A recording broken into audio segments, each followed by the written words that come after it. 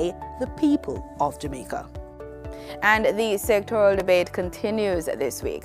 Minister of Local Government and Rural Development and Member of Parliament for Kingston Western, Desmond McKenzie, is down to make his contribution.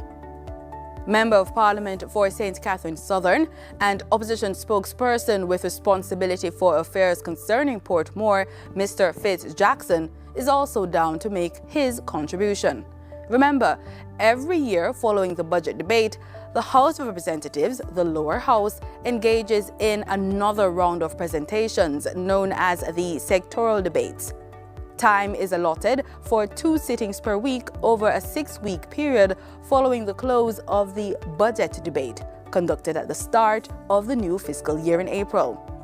Based on the standing orders, rules governing the Houses of Parliament, members entitled to speak during these debates are any minister and any member of the opposition selected by the leader of the opposition. That's what's on the agenda. It should be noted that elements of the day's agenda can be changed or moved. But before we go, here are a few things you should bear in mind if you plan to attend a session at Gordon House. No visitor shall create any act or disorder within the precincts of the House. No visitor shall be admitted to the House without first obtaining an admission card. Visitors who remain within the precincts of the House during a suspension of the session are asked to keep silent. No photography, videography, or sketching of the proceedings is allowed unless so authorized by the presiding officer.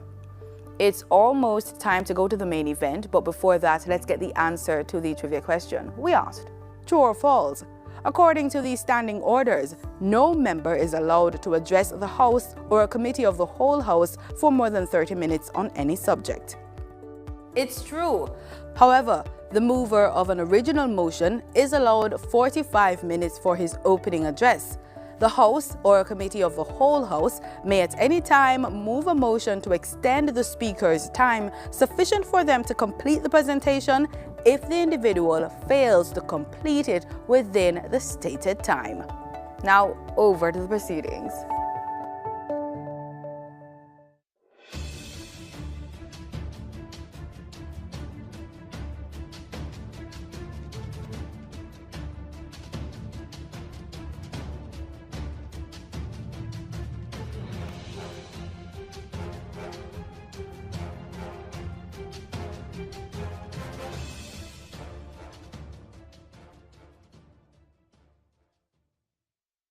What's the deal with you two guys anyway? I don't want to be stepping on anybody's toes, you know. You really don't need this man. Just for once. Why can't I come first? I need you here.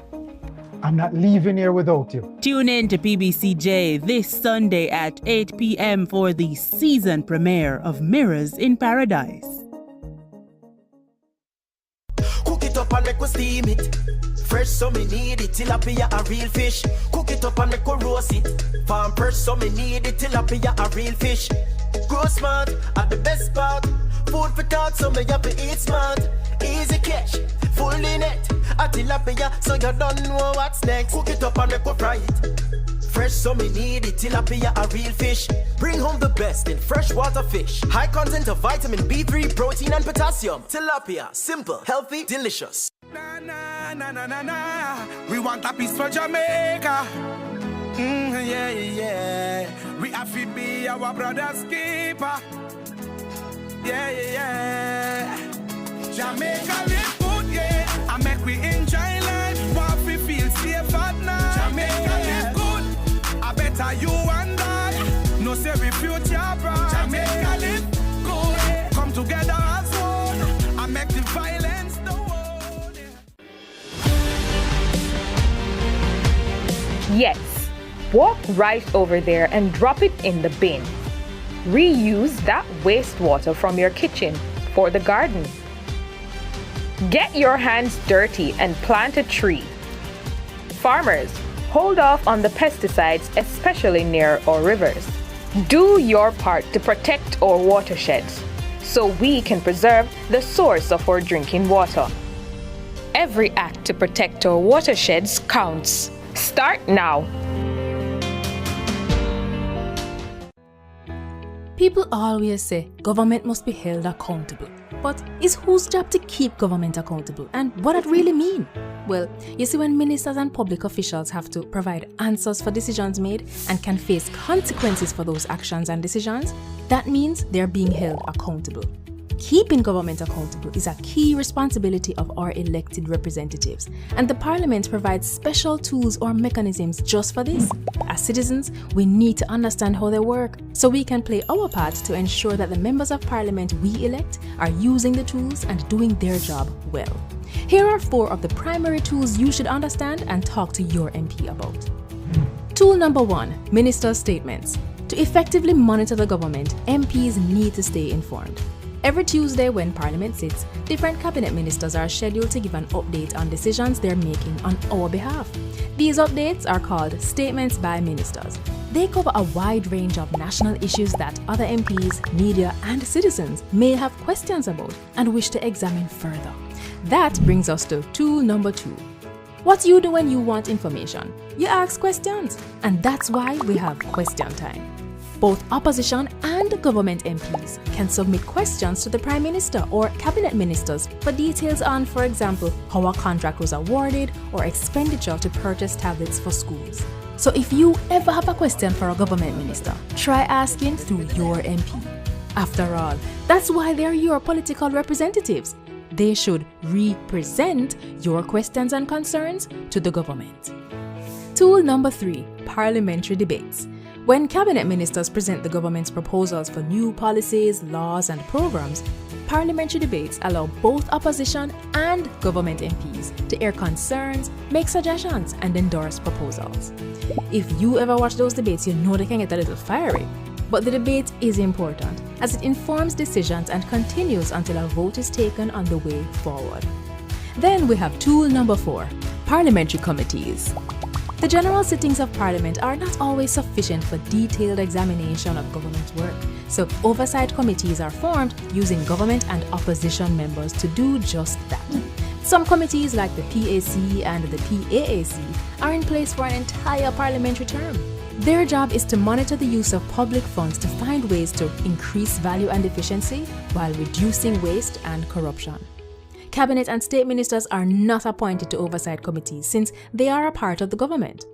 Some committees are formed when a need arises. For example, joint select committees are formed to review draft policies or legislation or to probe other matters of serious national importance. Members of these committees are both opposition and government MPs and senators, and these committees will usually invite citizens to share their opinions, concerns, and recommendations.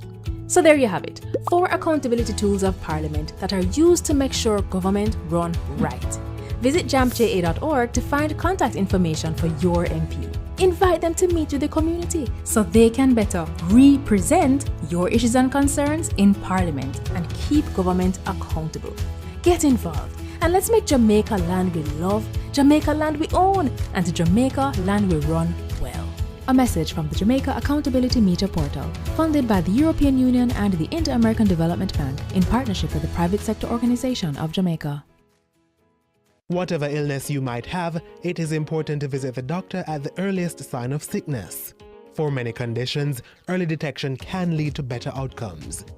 Don't stay at home and self-medicate and allow your condition to worsen before going to the doctor. If you are a youngster, young child, 14 and younger, older person, or you have a compromised immune system, you have an underlying illness, a cancer patient, a diabetic patient, then your system is compromised. You need to see the doctor quickly and let the doctor prescribe. Visiting your doctor early protects your health, so you can enjoy more moments, more life.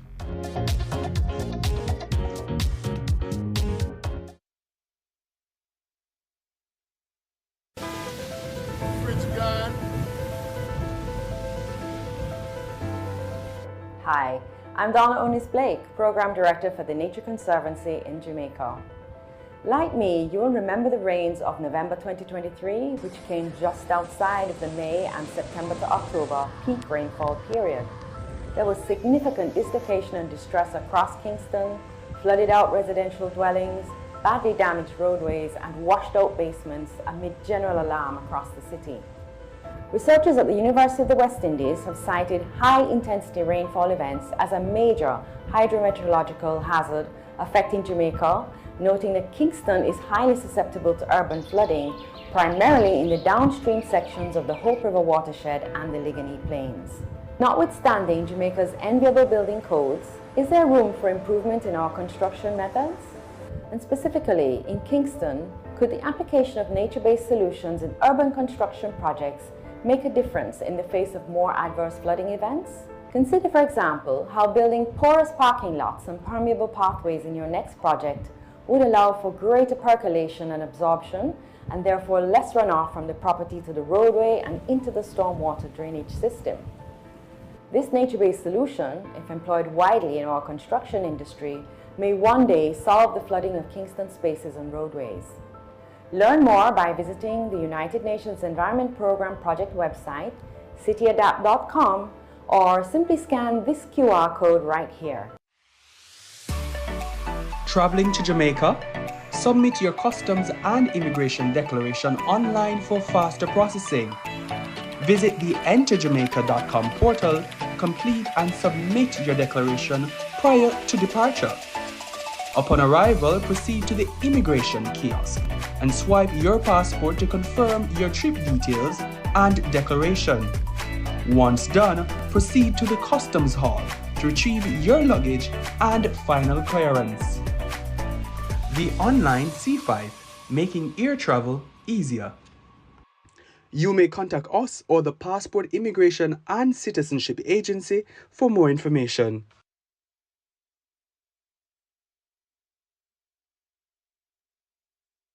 What's the deal with you two guys anyway?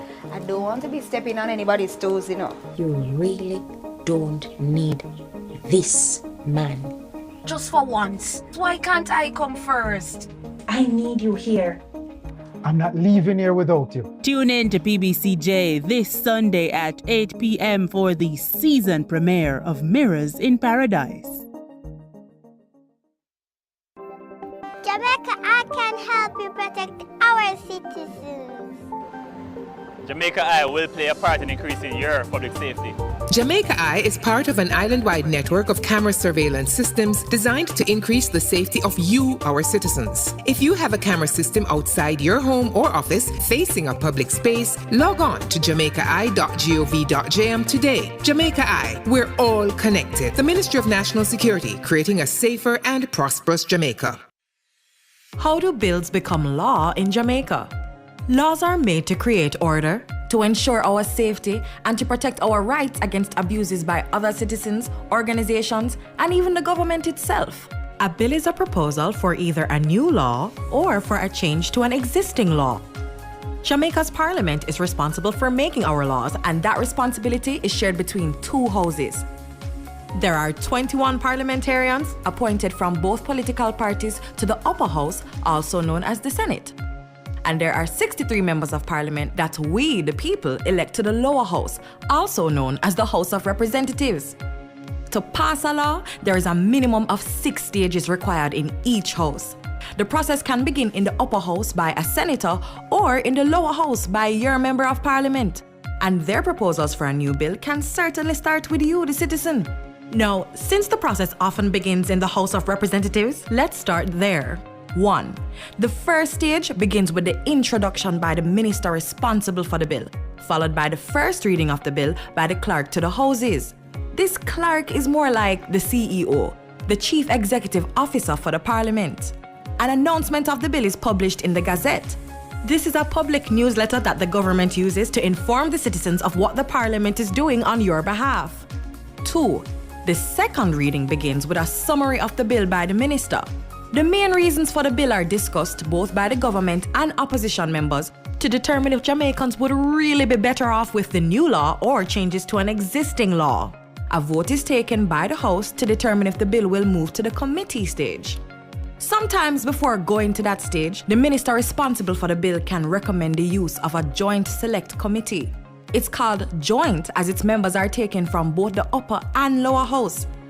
To benefit from greater consultation, the committee is empowered to invite the public to share their views of the bill in writing or in person, and does so through radio, TV, and newspaper adverts.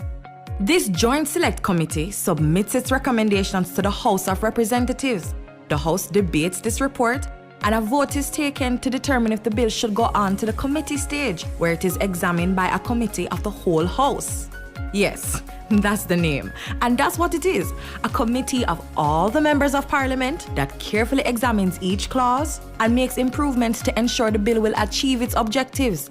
As chairman, the Speaker of the House monitors the process to make sure the rules of the House are obeyed and the process moves along smoothly.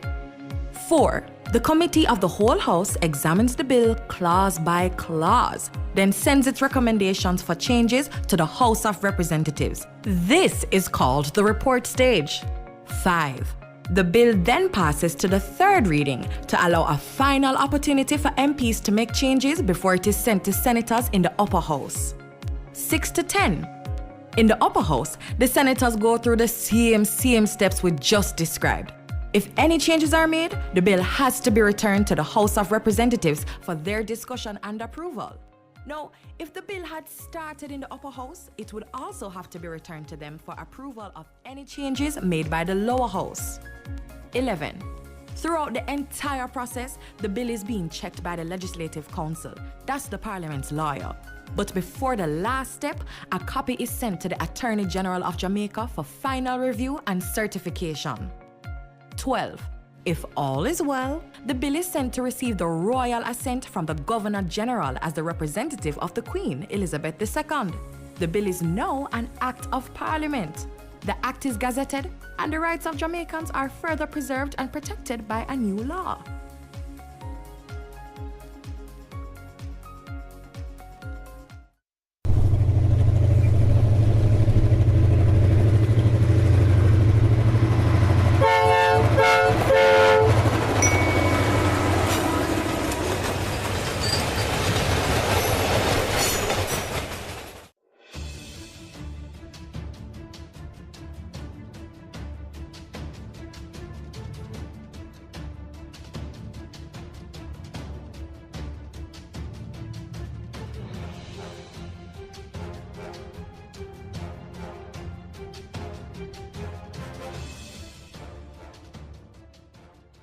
partial affections, the result of all our counsels be to the glory of thy blessed name, the maintenance of true religion and justice, the safety, honor, and happiness of the king, the public weal, peace and tranquility of the island, and the uniting and knitting together of the hearts of all persons and estates within the same, in true Christian love and charity, one towards another, through Jesus Christ our Lord. Amen.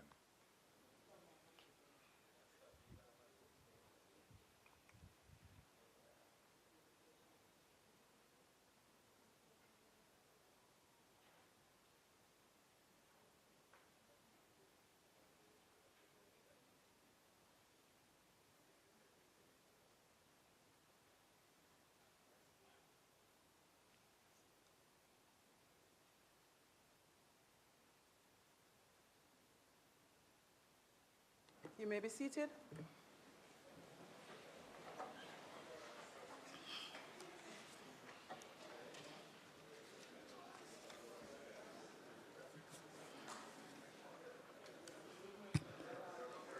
This Honorable House now resumes its sitting. It is indeed a great honor and pleasure to welcome all of you to the sitting of the Honorable House of Representatives on this Tuesday, May 28, 2024. I would like to extend welcome to those who are joining us online via the various social media platforms and PBCJ. To those who are seated in the gallery, welcome to the Houses of Parliament. I hope that you will enjoy today's sitting and the debates.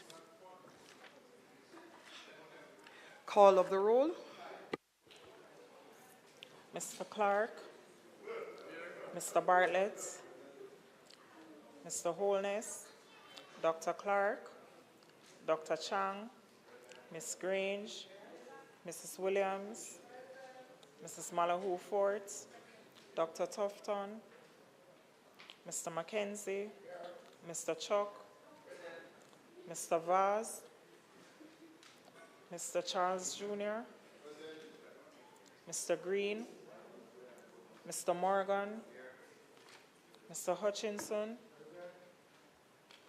Mr. Terrelong, Ms. Smith, Dr. Dunn, Mrs. Cuthbert Flynn, Mr. Main, Mr. Davis, Mr. Witter, Mr. Brown, Dr. Brownberg, Dr. Charles,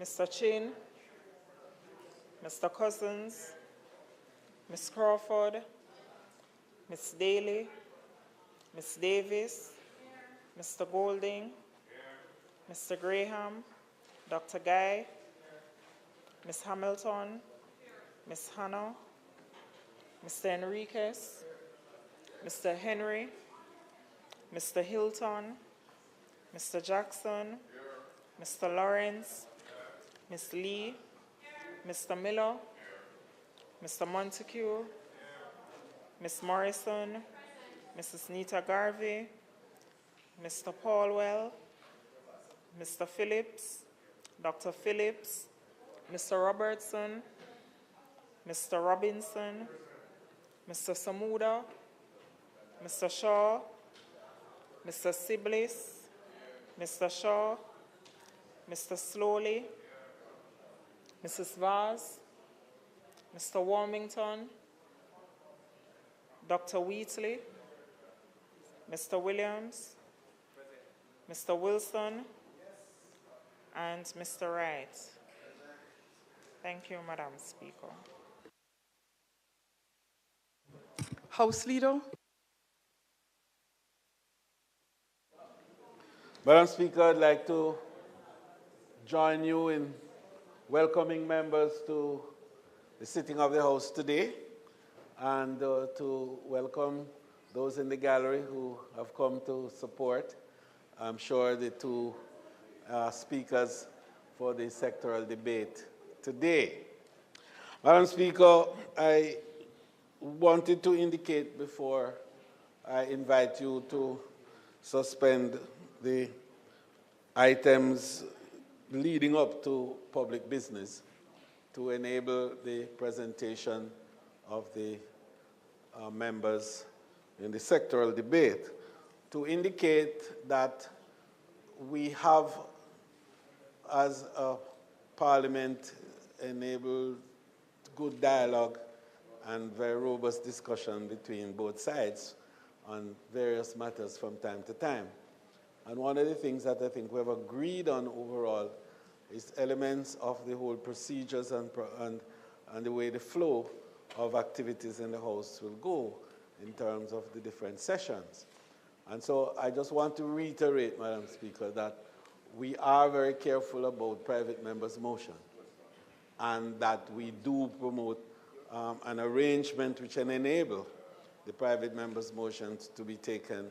And so the closure of the sectoral debate, which is intended for the 25th of June, will then see the commencement of debates on private members' motion, which will take us into the end of this session. And then when we come back after the summer break, we will go into our state of constituency debate, and interspersed within that will be opportunities also for private members' motions to be taken. I just wanted to make that point, Madam Speaker, against the background of the comments that are made sometimes that we are not very careful about private members' motion. I just want that point to be erased from the minds of any. So, Madam Speaker, there is not intended to be at this time any statement by Minister, perhaps at a later point today, but not at this time. I therefore invite you to suspend all items from announcements down to public business so as to enable the debate. May it please you, Madam Speaker. The speakers today, Madam Speaker, you have notices? Right, so So go ahead. So, Madam Speaker, I understand that we have a small item on notices of motions given orally. So I would invite you to take that very expeditiously, as you normally do, so as to facilitate. Madam Speaker, we have 2 speakers today, and we want to give them full opportunity to express their deeper wishes with a certain amount of care and caution, without at all losing the impact of their presentation. May it please you, Madam Speaker. Thank you very much, House Leader. We do not have any items on the agenda in keeping with the statement from House Leader. We will just take 3 short announcements, Clerk, and then we will move through all the other items for which we have nothing on the agenda to facilitate moving quickly to public business for the sectoral presentation. Clerk. Laid on the table of the House today are the following: annual report and audited financial statements of the National Works Agency for the financial year 2016-2017, annual report of the National Solid Waste Management Authority for the year 2022-2023, and finally, annual performance report of the Ministry of Local Government and Community Development for the year 2023-2024. Thank you, Madam Speaker. Thank you. Bills brought from the Senate, petitions, papers, reports from committees, notices of motions given orally, questions and answers to questions, motions that may be made at the commencement of public business requiring notice, motions relating to the sitting of the House, motions for leave to introduce bills, presentation of bills without leave of the House first obtained, public business. House Leader. Madam Speaker, I do take note of the fact that you, in a most expeditious way, disposed of all the items on the agenda. Madam Speaker, for public business today, there will be 2 items, essentially. The continuation of the sectoral debate, and the speakers will be the Honorable Desmond McKenzie, Minister of Local Government and Community Development and Member of Parliament for Kingston Western, and Mr. Fix Jackson, the Member of Parliament for St. Catharines Southern. In addition, the Minister of Legal Affairs and Constitutional Reform will take the measure under her name.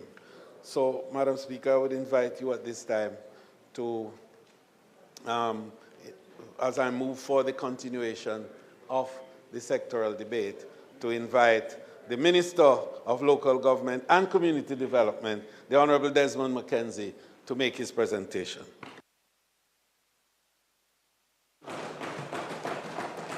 Let us make welcome, and I notice the decks are already banging, our Minister of Local Government and Rural Development, Member of Parliament for Kingston Western.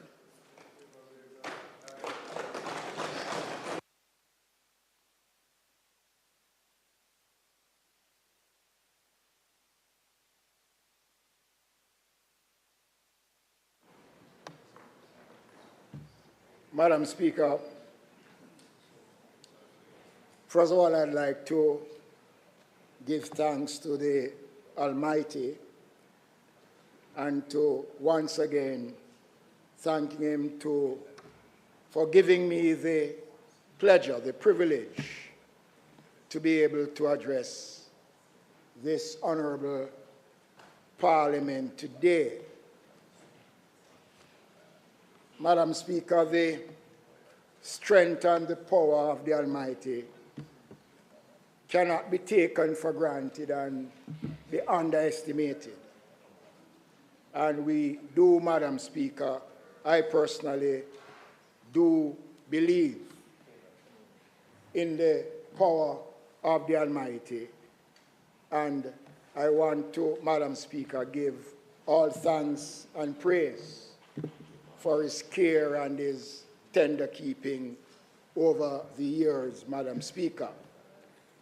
I want to also, Madam Speaker, extend my personal support to you as Speaker and ask you to continue to manage the affair of the Parliament in the manner which you have been doing since you occupied that prestigious chair. Madam Speaker, the staff of the Ministry of Local Government, headed by the Permanent Secretary, and the team of officers at all levels, I want to extend my personal gratitude and thanks for the support that I've been getting from the team at the ministry, who has been very efficient in making all the necessary arrangements for this presentation and who continue to exercise with a fair level of confidence the policies and programs of the government of Prime Minister Andrew Holness. I want to salute my Permanent Secretary and the staff of the Ministry of Local Government and say thank you for a job well done. The relationship between myself and colleagues on both sides of this august body goes without question. I know there are times when we get hot under the collar, but there is that mutual respect that we on this side have demonstrated, and I am sure, Madam Speaker, that my colleagues on that side share the same opinion when it comes on to the question of respect for each other in this honorable chamber. Madam Speaker, the Most Honorable Andrew Holness, Prime Minister of Jamaica, continue to demonstrate his capacity as one of the greatest modern-day leaders of the last 50 years.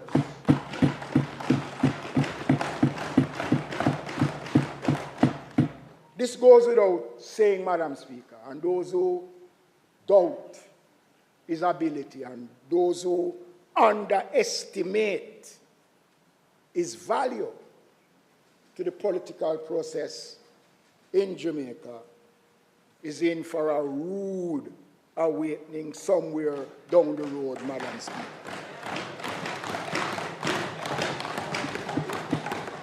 I want to thank him for the opportunity that he has afforded me to sit in his cabinet. And I want to give him and my colleagues on this side and to the House and to the entire Jamaica my commitment. I am loyal to my leader and Prime Minister, Madam Speaker, and I will never relieve. Madam Speaker, today is the 28th of May. And on this day, Madam Speaker, one of Jamaica's greatest political leaders was born. On this day, Madam Speaker, 5 years ago, I stood in this chamber to deliver my sectoral presentation. And in the midst of that, Madam Speaker, I had to pay tribute to the man who is responsible for my being here today. I make reference of the Most Honorable Edward Philip George Seaga.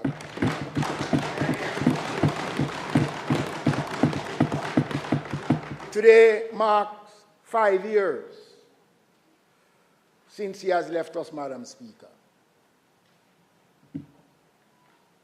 And every day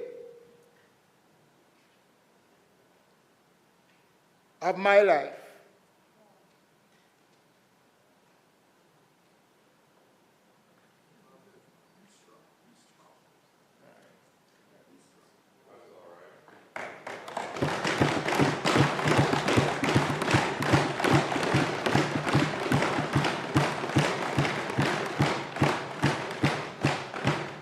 I will forever cherish what he has done for me and thousands of Jamaicans, and especially the people of West Kingston, Madam Speaker.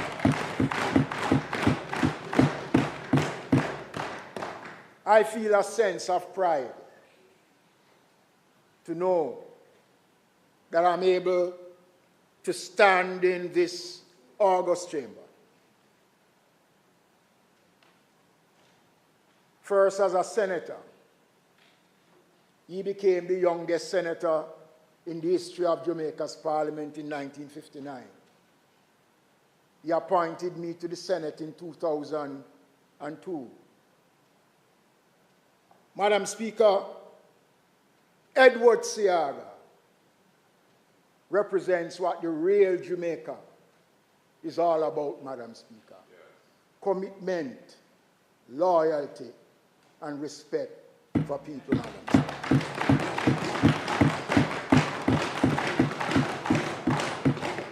He has left me a legacy, a constituency, Madam Speaker, that has been the envy of many Jamaicans. West Kingston remains the only political constituency in Jamaica that since 1962 has remained loyal to the Jamaica Labour Party. No other constituency in Jamaica boasts that envious record. And since 1944, Madam Speaker, West Kingston has only gone once to the PNP. We have been loyal, faithful, committed, sincere, and strong. And I want to thank the people of West Kingston. This is my 15th year and my 15th sectorial presentation as their Member of Parliament.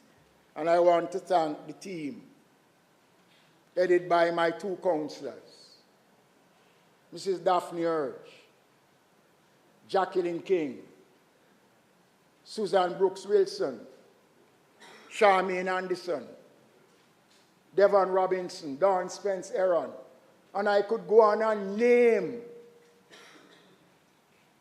this team, Madam Speaker. I want to say to them and to the people of West Kingston, thank you for your support, and I will continue to be your Member of Parliament. I love you, and may God bless the people of West Kingston. Madam Speaker,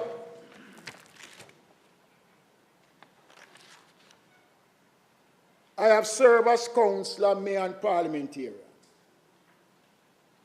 This would not have been possible without the bedrock support of my political family, my social family, my biological family, and especially my rock, my shield, my hiding place, the queen of my castle, Marcia. It is so sweet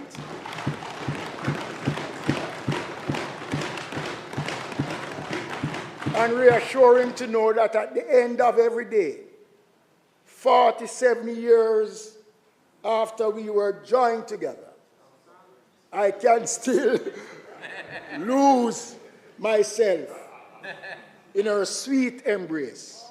Oh dear.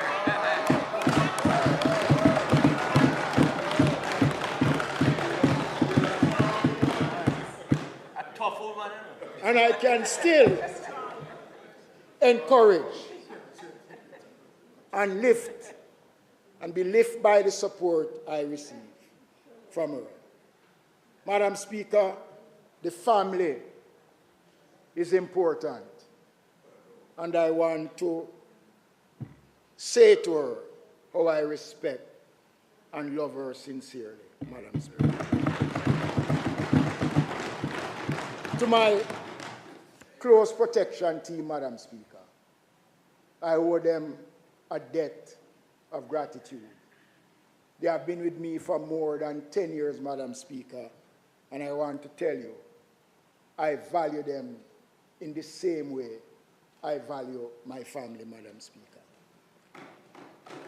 After 8 years of leading local government, I am very heartened to report, despite the challenges, there is a greater public appreciation about the role of local government, and most importantly, the national impact that it has had. Its functions are effectively implemented in a way by this administration that is unprecedented. We have seen investment in personal systems and structure of local government. And in many instances, we are seeing the fruits of our new projects and programs that are being built by Labour. Despite this, Madam Speaker, we have been listening to the soundings that we are receiving from our citizens. We acknowledge that we are doing positive things and that some of our achievements are unprecedented. However, their expectations about the timeline in which we develop should significantly be shorter than their expectations. But, Madam Speaker, this government recognizes and accepts the challenge, and we understand the needs of the Jamaican people. We continue to expand hope as we build this new Jamaica. We see it as the expectation of a rapid, evolving society where people want to achieve the Jamaican dream for themselves, here and now, and not only for themselves, but also for their children. The Right Excellence Sir Alexander Bustamante, founder of this great and noble institution known as the Jamaica Labour Party, in 1943, gave the political leadership to the laborers all across Jamaica who were agitating for better working conditions, for a little more bread and a little more butter. He stated shortly after independence that the party aimed at lifting the small man, for his time has come to have better consideration and a better life. Today, under the leadership of the Honorable Michael Andrew-Onnes, this Jamaica Labour Party government is keeping that independent commitment under his leadership. We have not only created better conditions for working people and their families, but there are more opportunities to work than ever before, Madam Speaker. Employment level is at a very high level, Madam Speaker. And more of our people are obtaining a sense of satisfaction and the dignity that the jobs are providing. To those who claim that we cater exclusively to people at the upper end of the social ladder, I say that the Jamaica Labour Party, under the leadership of Prime Minister Andrew-Onnes, is not only dedicated not only to protecting the poor, but to elevating them, taking them out of poverty. And Madam Speaker, I stand here as a living proof that the Jamaica Labour Party is everybody's party in this country. Madam Speaker, our mission as an effective join-up government is to ensure that no one is left behind. The Ministry of Local Government and Community Development has a unique role in making decisive contribution to the economic development, the parochial advancement of community improvement and social protection. Madam Speaker, my presentation today will address the big things that are happening and will happen through local government. Let me first declare that all our programs and projects are designed and implemented to bring hope to the people of Jamaica, Madam Speaker. From employment and social assistance programs to infrastructure projects, the care of our vulnerable persons, everything we do is geared towards maintaining, elevating hope as a national project of transforming Jamaica continues, Madam Speaker. The Jamaica Fire Brigade. The role of the brigade in protecting the people and its assets, our rapidly evolving country, Madam Speaker, is emerging in such a way. One of our greatest assets is the Jamaica Fire Brigade, Madam Speaker. The agency continues to build capacity by adding an additional 206 highly trained new firefighters in the last financial year, adding essential vehicles and equipment to ensure optimal service delivery at a cost of just under $400 million, Madam Speaker.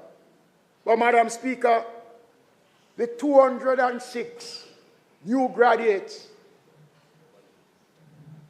that has fallen in line in the Jamaica Fire Brigade, Madam Speaker, for the first time in many years, Madam Speaker, the Jamaica Fire Brigade is up to its full complement of firefighters because of the work and effort of the government of Prime Minister Andrew Roberts.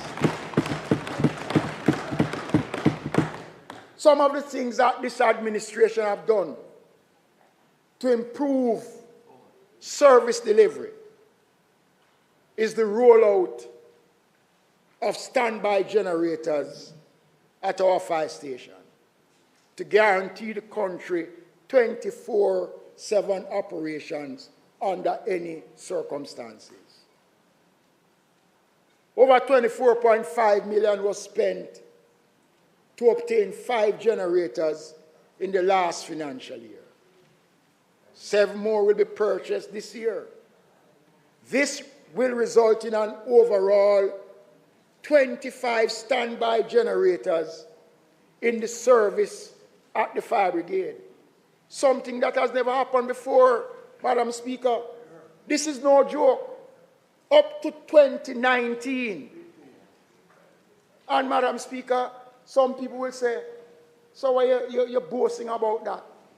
But up to 2019, Madam Speaker, the only fire station in Jamaica that was equipped with a standby generator was the York Park Fire Station, Madam Speaker.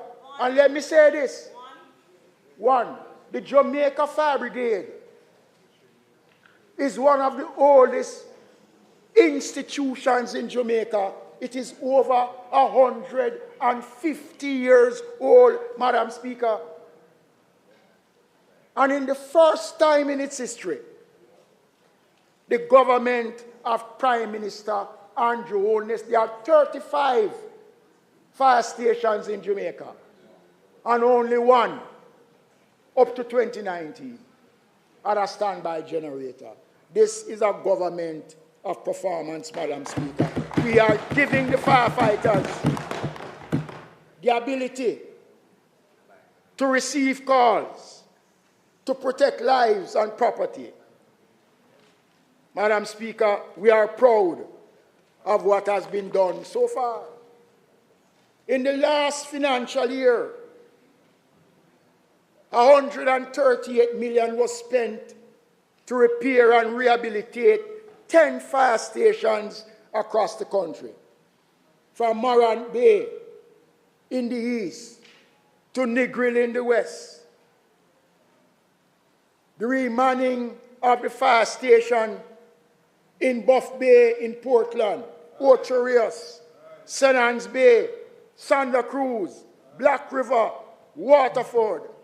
And as I speak, Madam Speaker, the Halfway Tree Fire Station rehabilitation work at a cost of $15 million is presently taking place. In Port Antonio, phase 2 of the renovation work is well underway, and the final phase of this, Madam Speaker, $103 million will be spent to complete the fire station in this financial year. We are keeping the promise we made to give the people of Ulster Spring and the surrounding communities a brand new fire station, Madam Speaker. So far, 27.6 million has been spent on the first phase of the work at Ulster Spring, which is 80% complete. And by next month, construction from the ground up will begin. This project is estimated to cost $153 million, Madam Speaker. In Balaclava, where's the MP? In Balaclava, the funds, Madam Speaker, is now available for work to commence on the facility that will give the people of Balaclava in St. Elizabeth for the first time fire service at their gate and door, Madam Speaker. This year, for the first time in its history, the Jamaica Fire Brigade will be installing a modern first world electronic records management system. This has massive implications for the quality of the high level of service being provided by the agency. In addition to providing inventory management, this system will streamline the JFB's entire building inspection process for properties. And let me spend 2 minutes on that, Madam Speaker. We are seeing huge buildings going up across the country. The country must be aware that the Jamaica Fire Brigade plays a critical role in the approval process of construction buildings in this country, because the safety, the fire features must meet the standards that are set by the Jamaica Fire Brigade, Madam Speaker. And this system that has been provided to the brigade will ensure that the inspection schedule, the report of violations and compliance tracking, it will store building plans island-wide in one database, thus giving firefighters quick access to floor plans and fire escape routes. It will provide live tracking for fire personnel and equipment to ensure maximum safety and efficiency. It will create and manage firefighters' shift system, including overtime leave requests, thereby ensuring that the efficiency, in terms of its frontline workers, preventing undue stress and burnout. This is critical, Madam Speaker. The first in a series of 5 sets is being tested at this time. This is a game changer, Madam Speaker, in the life of the brigade, as this government continues to work to create a first world fire service in Jamaica. Madam Speaker, the fire wardens clubs in schools. This is a new feature of the Jamaica Fire Brigade. Of all the important projects that has been initiated by the brigade, the fire wardens clubs in schools project has the greatest potential to transform national attitude to fire safety. This is a new and special component of the fire and life safety education program, and it aims to provide our children in primary school education system with the skills they need to avoid and to prevent fire and bring them into a culture of disaster prevention. The Fire Wardens Club is a uniform club which is endorsed and supported by the Ministry of Education and Youth, and it now forms a part of the extracurriculum programs in our primary schools. This is a social transformation initiative, Madam Speaker, and I am highly optimistic that it can help to save our children's lives and create an intergenerational culture of fire that will preserve life in homes and communities across the country. I urge the schools, Madam Speaker, to buy into this project because it can save life and help to educate our children. I want to make a short but important remark on bushfire. Bushfire, Madam Speaker, account for the highest number of genuine fire calls that the brigade has received. In 2023, our firefighters were called to put out 6,443 bushfires across all parishes.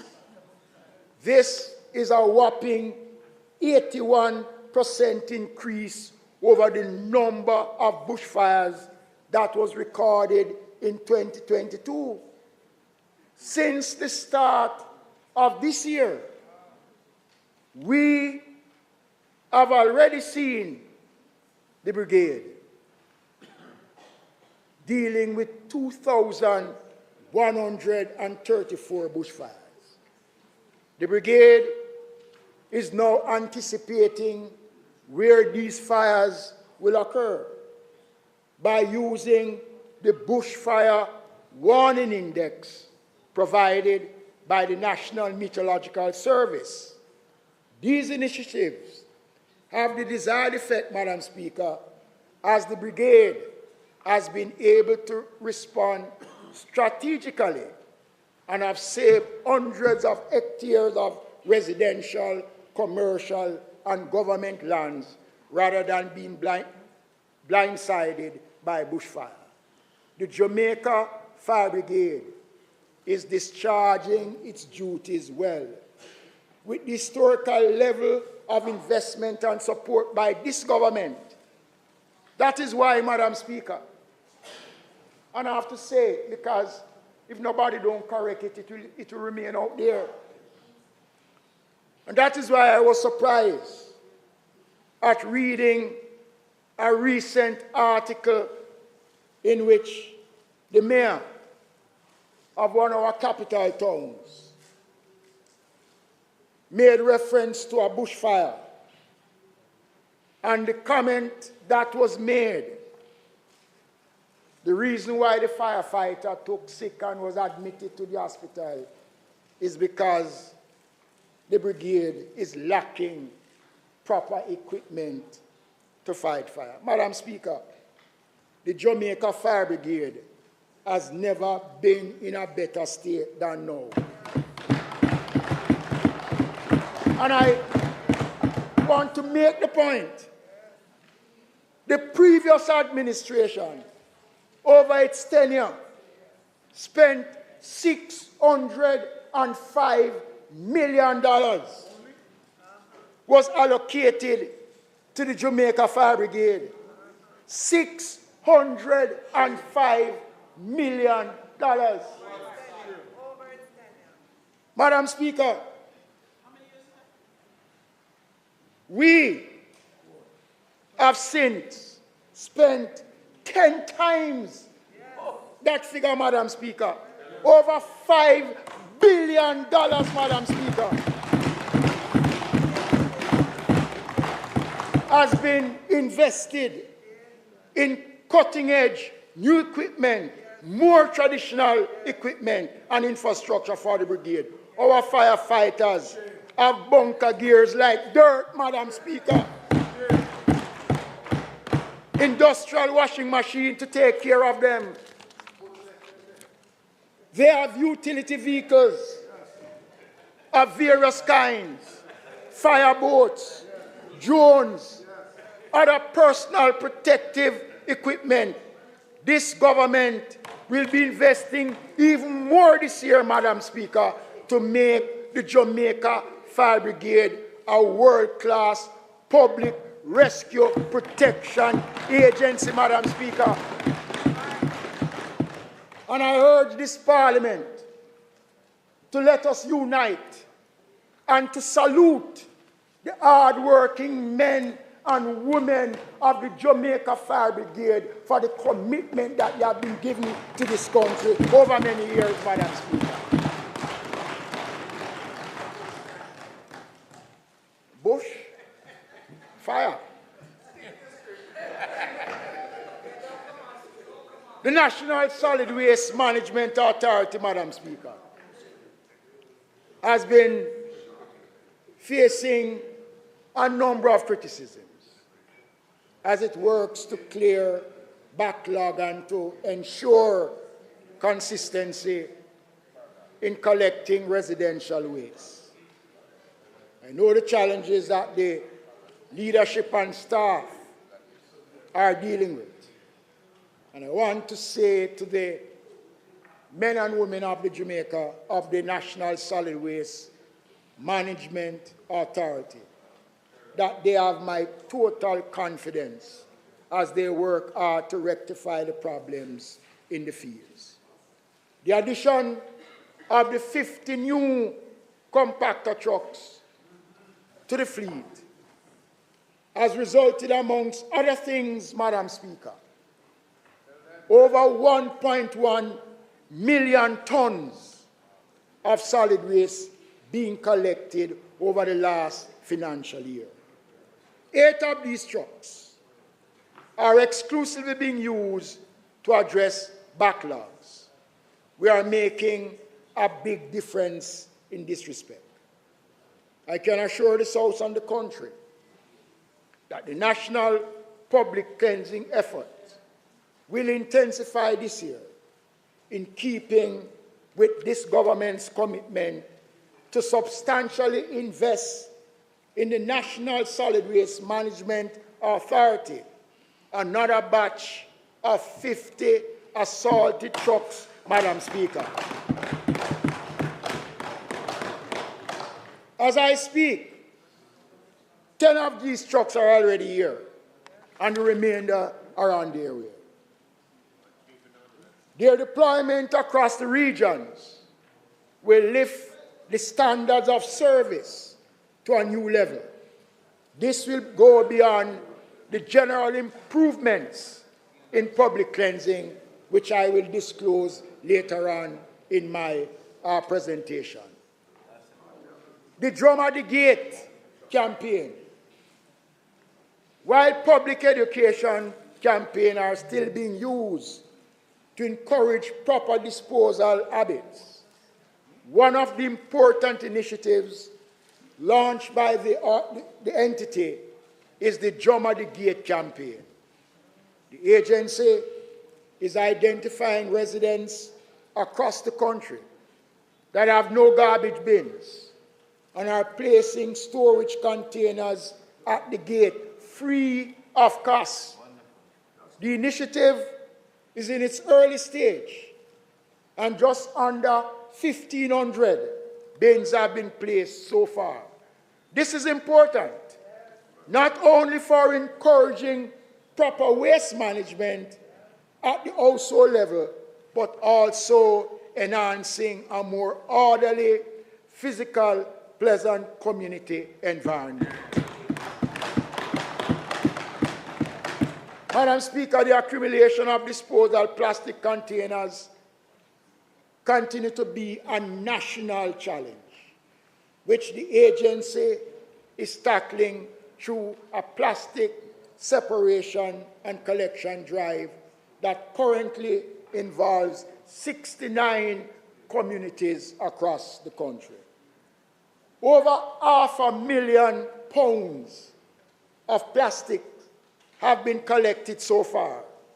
This critical initiative will be expanded this year and will be supported by a dedicated assignment of 10 tipper trucks units, which are already in the island, Madam Speaker. So we're not talking, the tipper trucks are here. That is going to be rolling out, Madam Speaker, to help to rid our drains and our gullies of plastic containers, Madam Speaker. This is a vital complement to the work that is constantly being done to clear waste from the gullies and drains, of which plastic is a huge component. Preventing plastic from entering our waterways is of even greater importance as we enter the hurricane season, which promises to be an active hurricane season. Madam Speaker, people generally refer to the national solid waste as public enemy. And it is, however, this government who also look at the human side of the entity. You had men and women who have been sweeping our streets in sun, rain. They are out of their bed from 3 a.m. in the mornings in their various outfits, sweeping our streets from that time, Madam Speaker. Solid waste was formed in 2001. And 99% of those workers who started never know what tomorrow will bring, working at solid waste. They had no job security. Nobody cared about them.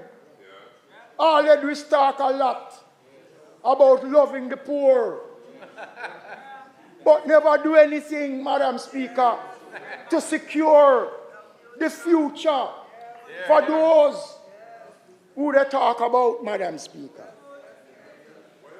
We started this process. We started this process in 2017, Madam Speaker, when I gave an increase to those workers. And every year since, we have increased the rates to our solid waste workers. Madam Speaker, when this government speaks, we don't just talk. We back it up with action, Madam Speaker. This is how the government shows that we care, that we are sincere, when we make a commitment that we are a government of action, not a government of bag-a-mouth, Madam Speaker. Madam Speaker, over 3,000 employees of the National Solid Waste Management Authority can now walk and hold their head high and beat them chest and say, I'm now permanently employed. Them have job security, insurance benefit, health benefit. and they can even get a little pension, Madam Speaker. When we approach Minister of Finance on the matter, he said, yes, the Prime Minister gave a commitment. The government of the Jamaica Labour Party gave this commitment, and we have fulfilled that commitment, Madam Speaker. The Board of Supervision continue to provide hope to our vulnerable society as the ministry drives the social protection program.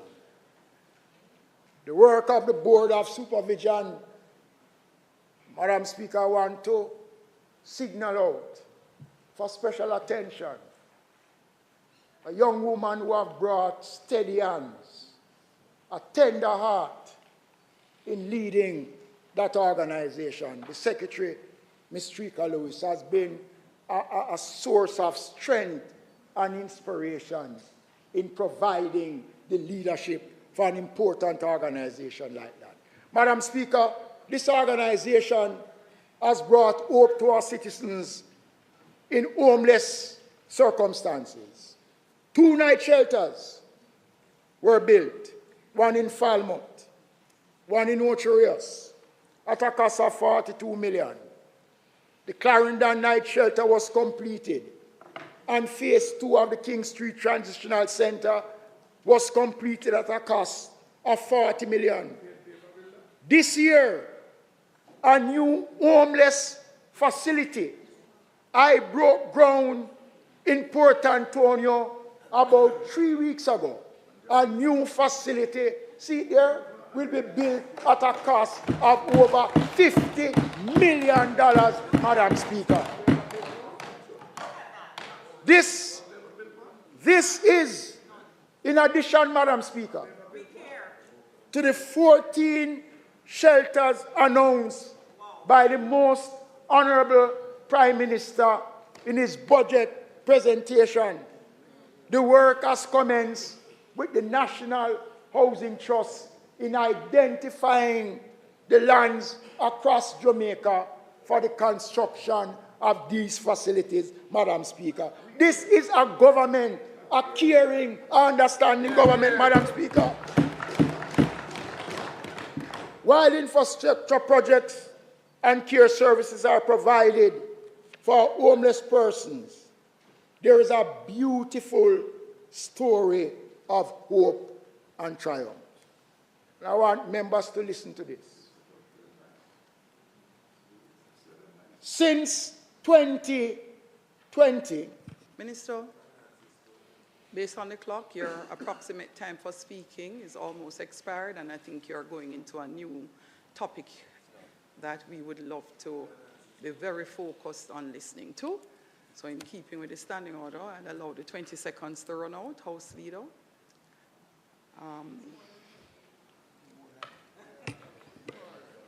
So, Madam Speaker, to be precise, we'll do a little filibustering for the next 2 seconds to allow.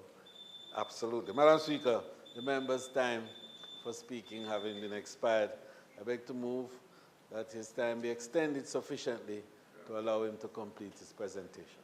May it please you, Madam Speaker. Question is that the Minister be allowed 45 minutes to complete his presentation. Those in favor? Those against? The ayes have it. Thank you, Madam Speaker. Madam Speaker, the beautiful story of hope and triumph is that since 2016, 66 of these homeless persons have been rehabilitated and reintegrated into their communities. Even better, Madam Speaker, they have become productive members of the society. Some are employed within the private and public sector. A few have become entrepreneurs through the efforts of the Board of Supervision. Some were trained at art. Another 20 previously homeless persons were successfully united with their family members who had earlier abandoned them. They are now employed in various places, including municipal corporations, the hotels, business processing outsource centers. 5 of them, Madam Speaker, are currently attending schools. 2 are pursuing law degree and software programming degree, Madam Speaker, respectfully. Shannon Stevenson is one of those individuals pursuing a law degree, and she's here with us this afternoon. Stand up and wave so that they can see you. Madam Speaker, the ultimate objective of the government intervention is to treat the homeless as temporary rather than permanent. To help the people who use this transitional facility to find or to rediscover their full potential, to help unite them with their family, so that everyone can enjoy a better life. Madam Speaker, I should say it, but I will. The homeless are vulnerable people. This government cares about them. When they came off the street, they enter into a night shelter, a transitional center, other outdoor facilities built by labor.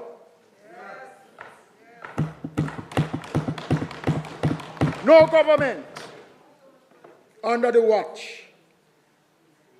I want you to listen to this. No government under the watch of a GLP administration has ever kidnapped homeless people and mentally ill people, tie them up with rope, pepper spray them, push them into the back of a truck, drive them 45 miles from Montego Bay to Santa Cruz, and then dump them in a highly acid backside mud lake. That happened on the 15th of July, 1999, a day of total shame in the history of central and local government in modern Jamaica.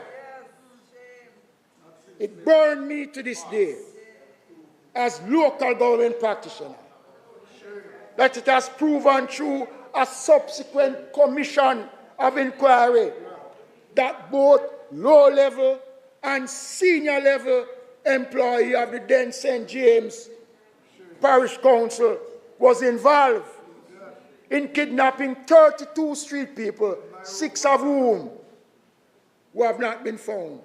Madam Speaker, we cannot undo the past, but the political leadership of this country and this side must create an environment where nothing more like this ever happen again in this country, Madam Speaker. This government respect our citizens. We will fulfill our duty of care to them, regardless of their circumstances. There are shareholders in the project, in Project Jamaica, the country of hope that this government has created and continue to build on since 2016. Through the various initiatives, Madam Speaker, we continue to provide infirmary care right across the country. Madam Speaker, amongst the greatest example of hope over trial are the children of the less fortunate. We are lifting them into prosperity through education, supporting them, again, managed by the Board of Supervision. Since 2019, and the House must understand how we care for these people. In 2019, 446 students received special awards and bursary for outstanding academic achievement in all sectors of your examination, Madam Speaker. 16 million was spent last year for school expenses for the registered children, while 3 million in grants and scholarships were officially awarded to 61 registered students who excelled in various subject areas, including tertiary education. These students are a source of pride to their family and the people of the poor relief system and to us in the ministry. I want to again especially recognize a bright spark from this year's scholarship award, Kezia Biles, Blight from Merle Grove High School, who is here with us. Stand and be acknowledged. A success story in our program. Madam Speaker, we care and we will continue, Madam Speaker, to do what is important to uplift the standard of every man and woman in this country. The Office of Disaster Preparedness and Emergency Management has made major contributions to the elevation of Jamaica's disaster profile through a wide range of programs and partnership in this regard. I want to focus the public attention on the project for the improvement of the early emergency communication system in Jamaica.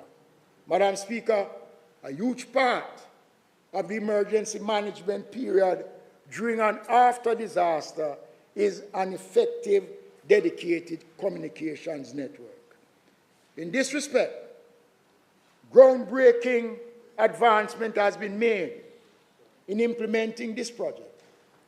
The essential feature of these bilateral initiatives between the governments of Jamaica and Japan is the installation of a wireless communication system, related equipment to ensure swift and secure communications between critical agencies and vulnerable communities through a single communication network. Over $2 billion have been invested in this project, and I am pleased to advise that 15 early warning siren towers were built at Port Maria in St. Mary, Old Harbour Bay, Angels to Bagua Corridor in St. Catherine. This early warning system will transmit messages issued by ODPEM to residents and commuters in these vulnerable communities. It will also facilitate evacuation training and stimulation exercise in these communities. As a part of this project, 292 mobile radios have been installed in emergency vehicles to make our first responders better able to coordinate emergency response activity. Additionally, 120 base stations are now located at 14 integral community stations across the island. These include municipal corporations, public health departments, fire stations, police stations, hospitals. There is now a repeater microwave link, 24 repeater sites across the country, thereby extending Jamaica's emergency communication coverage to approximately 95%, Madam Speaker, the first time in our history. This is a very important bit of technology for maintaining communications with the most remote part of the country through every stage of disaster, from preparedness to recovery. This is a new day in emergency management. This has never happened before, Madam Speaker.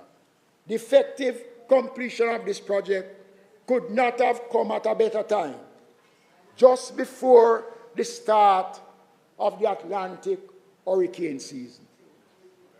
Next month, the Japanese International Cooperation Agency is scheduled to officially hand over the disaster communication infrastructure to the government of Jamaica.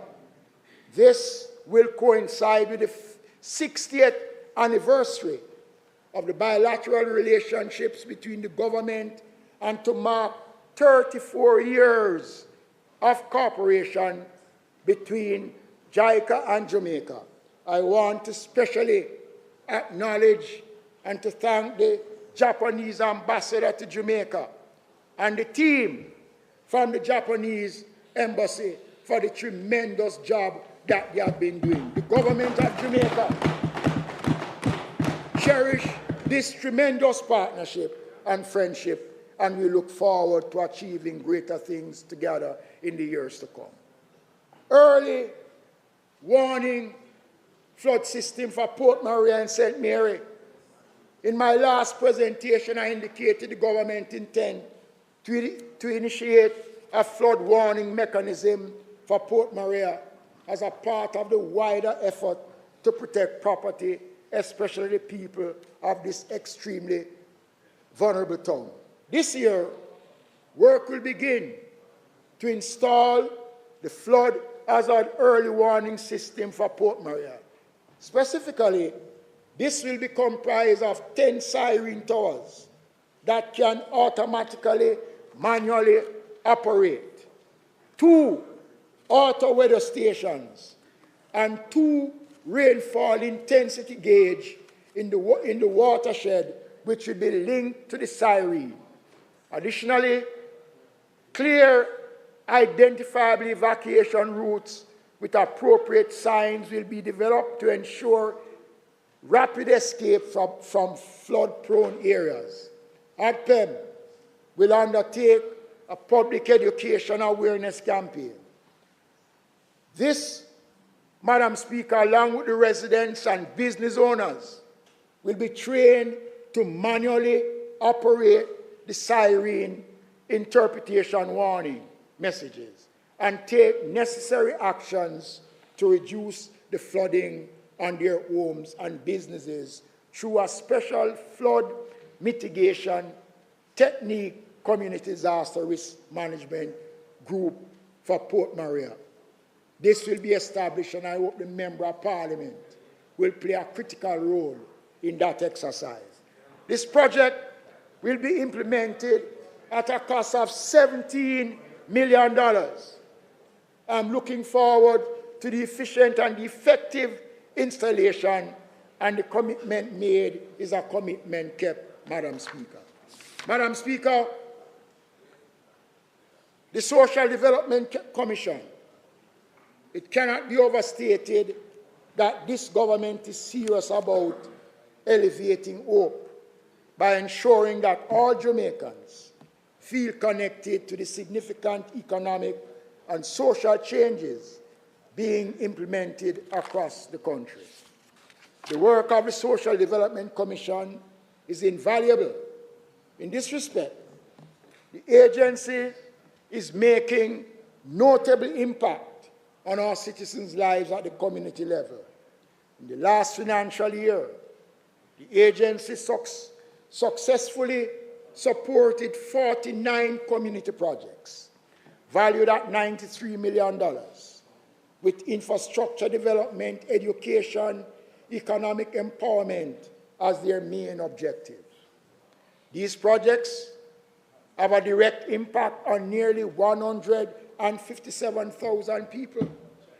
They are part of a drive to create economic incentives and opportunities within communities as a part of the community development objective.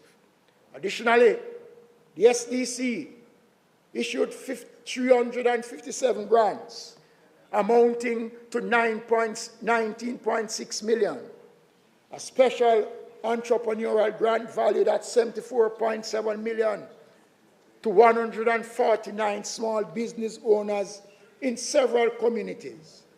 The Local Development Support Program conducted 154 training sessions for 416 local initiatives, Madam Speaker. This investment, Madam Speaker, in the work of the SDC continue to build and create young, upcoming businessmen, Madam Speaker. And this year, the government intends to increase further its funding support to the SDC to reach more communities and provide greater opportunities. The government is committed to building Jamaica community by community. Through the SDC, with the support of the Ministry of Education, youth summer camps have been established to instill positive values to our young people right across the country, Madam Speaker. So this year, Madam Speaker, and I know the member from St. Catherine will be pleased, through the SDC, they will be establishing 60 youth summer camps across Jamaica to give youngsters the opportunity to best interact, Madam Speaker. This, Madam Speaker, is an initiative that I'm urging members of Parliament to support in their various communities to ensure that members in their communities participate. Madam Speaker, in conclusion, the government of Prime Minister, the Most Honorable Andrew Holness, gave a commitment to the Jamaican people 8 years ago that we would change their lives for better. That hope was on the way. We have been honoring that promise every year since then. The government has delivered public service to more people in more communities than any other time, Madam Speaker. Men who felt isolated and feel as if life has no meaning has now become more focused because they have seen the work of the administration in dealing with the problems of the Jamaican people. This ministry is making strong contribution in this process by improving traditional services, by introducing new approaches to service delivery. Madam Speaker, last year, when the drought affected many communities into this year, the government, Madam Speaker, gave a commitment. We not only truck water to those areas, we develop a network of modern community-based water shops that have significantly lifted the standards of living and have brought dignity and hope. The government is not saying that water shops is the answer, but it is something far more than any other government has attempted in our history to ease the water crisis, Madam Speaker. And we continue to make inroads. This year, we'll be building water shops in Clarendon, Portland, Manchester, at a cost of over $50 million, Madam Speaker. Our goal as a ministry is to elevate living standards by expanding minor water supplies. Our goal as a government is to provide all our citizens with pipe and portable water. We are determined to make hope flow like a river to all our citizens, Madam Speaker. Last year, we provided over $150 million for the trucking of water across the country.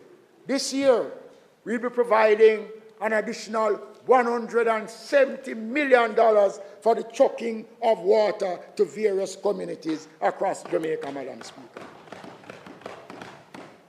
We are improving the living standards and bringing hope by rehabilitating parochial roads for our citizens. Last year, we repaired approximately 300 kilometers of these roads, Madam Speaker.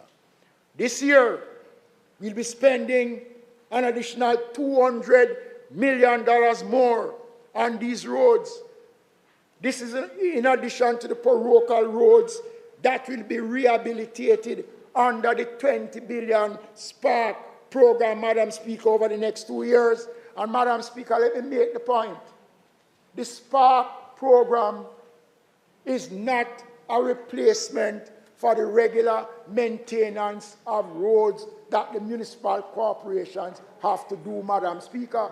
So the money is there to continue the maintenance of roads.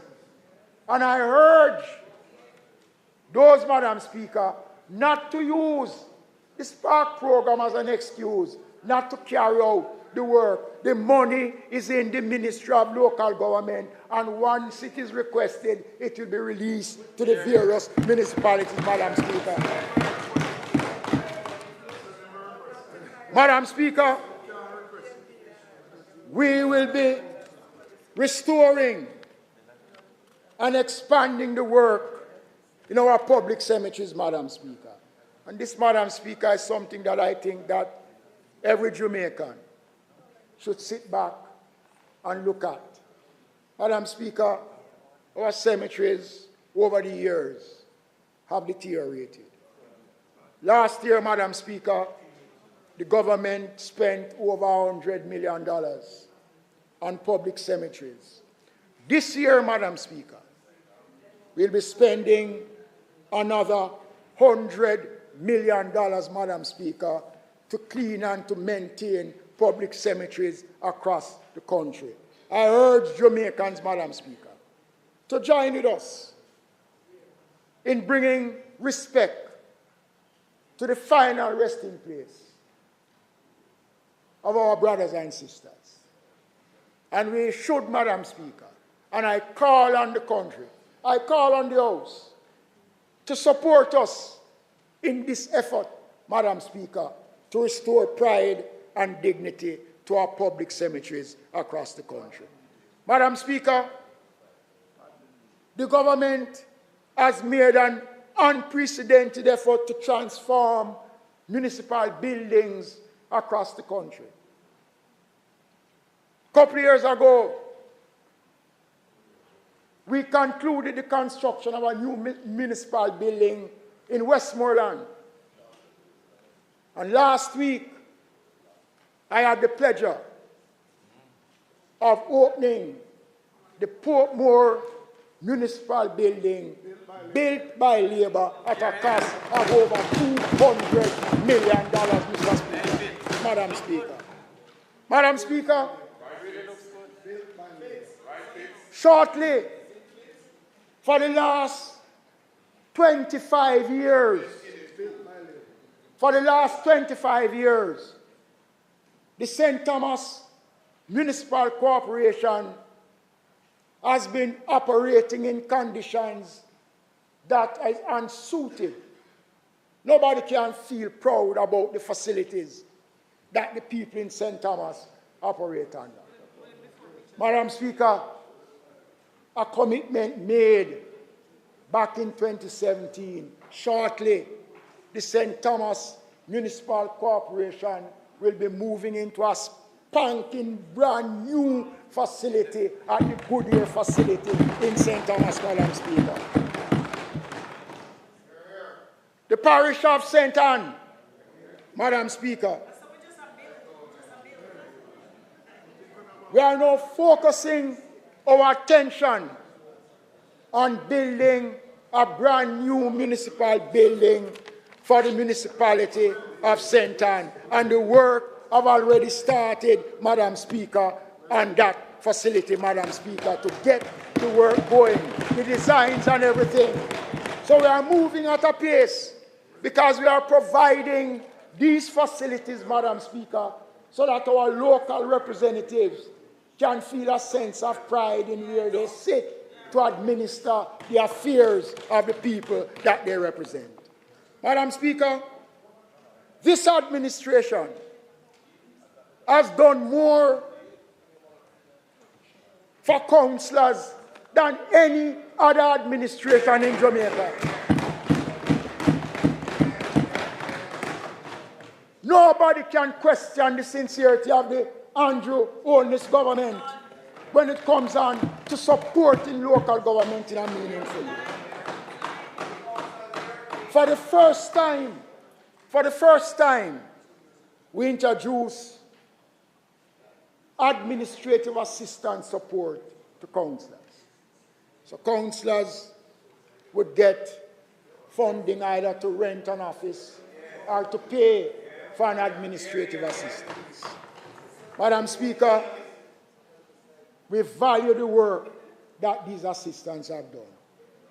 And this year, we will move the monthly allocation to $40,000 a month for councillors. Madam Speaker. Madam Speaker, Jamaica has to move. We have to be transforming the economy. 2 years ago, Minister Clark, after consultation, announced a project, paint the city, paint the town. Over some 200 million was spent on that program.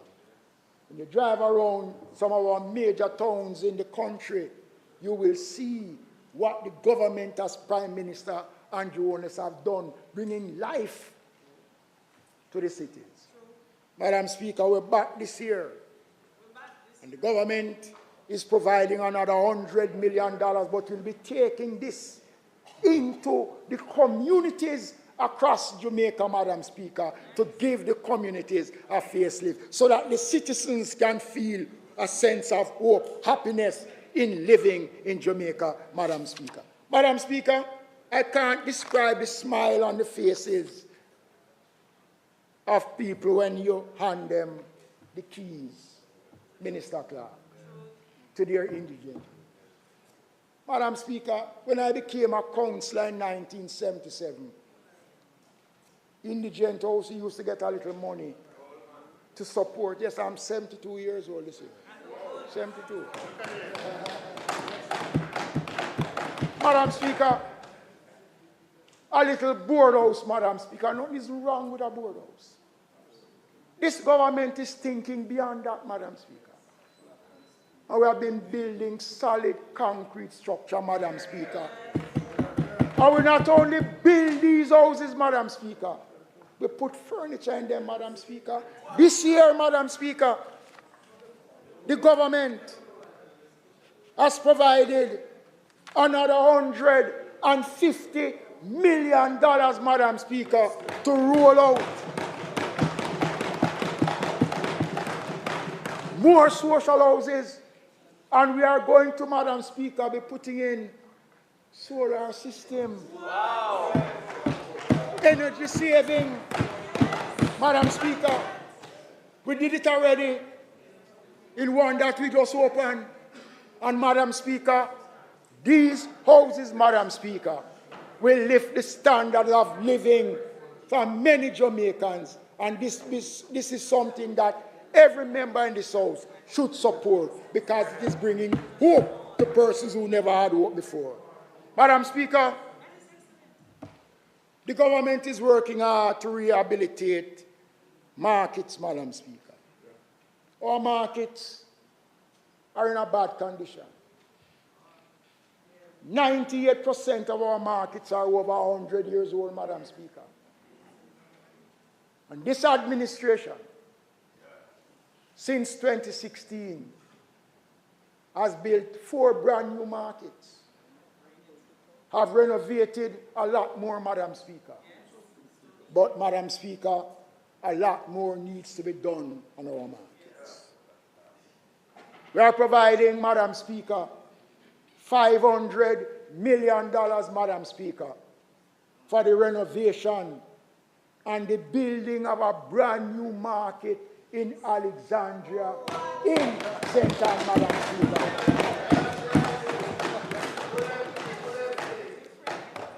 Madam Speaker, the Brownstown Transportation Center, which I spoke about many years ago, and we have to wait till we build the economy to do all the things we're doing.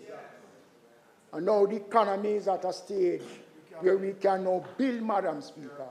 Member of Parliament, the funds are available to commence the renovation of the downtown.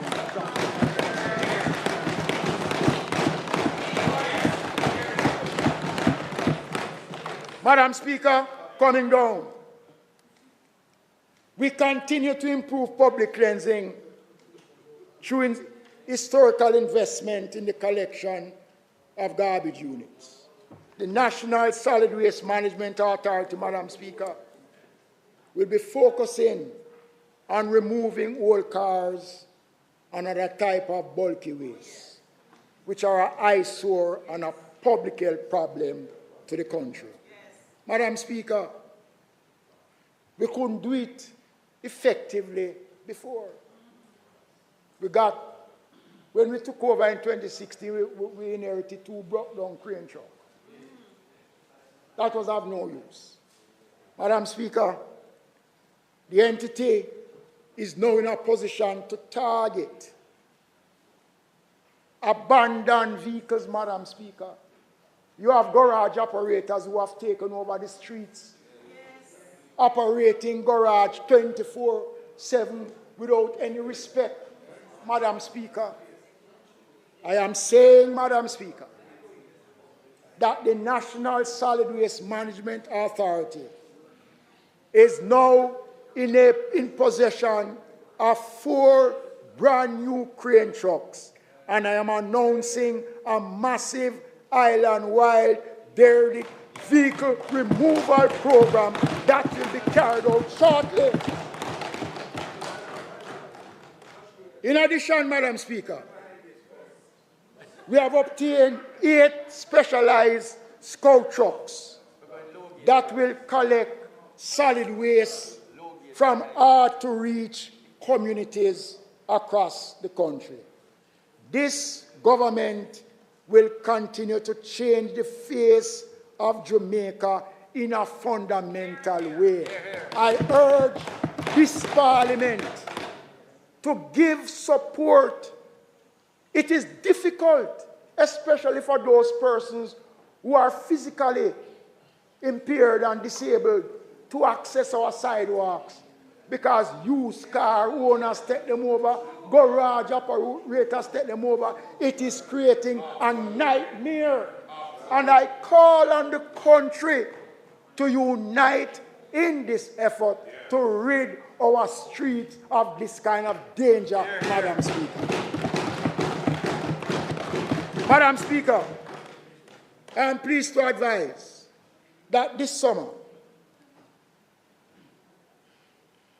in 2017, we created the Youth Summer Employment Program. This program has been a beacon of hope for young people.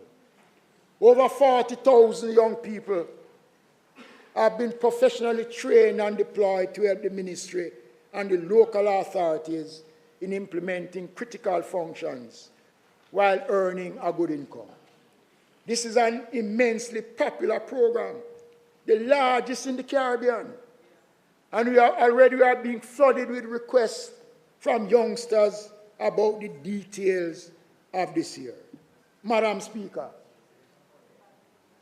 this government recognized the need, and I am pleased to announce that this year, the Youth Summer Employment Program, for the first time, will be employing 10,000 young people in Jamaica for the summer, for the first time, Madam Speaker. And the launch of this program will come shortly, Madam Speaker. Our projects, they will be assigned to the Jamaica Fire Brigade, to the SDC, to the National Solid Waste Management Authority, to all state agencies, Madam Speaker. Never before in the history of Jamaica has any government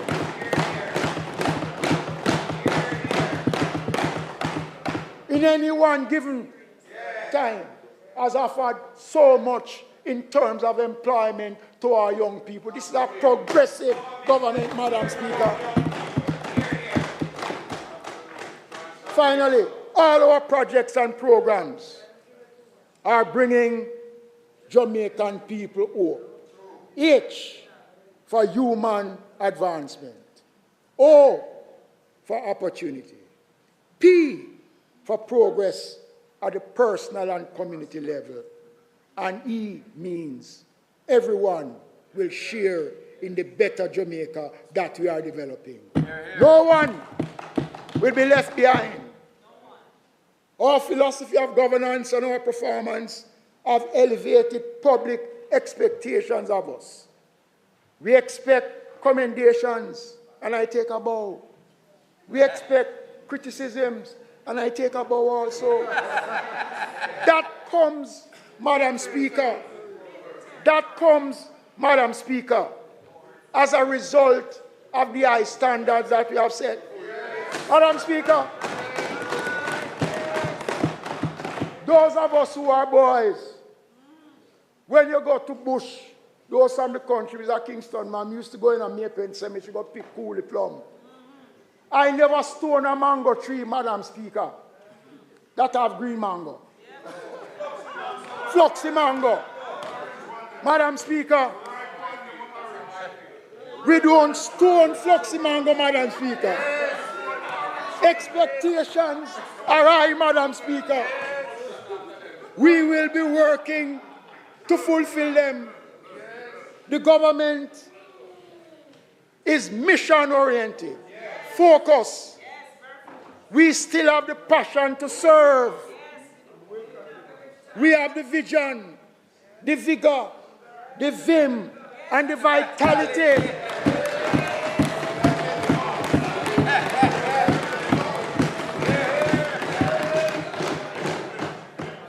On behalf of this government, I bring to you a new Jamaica, young and old.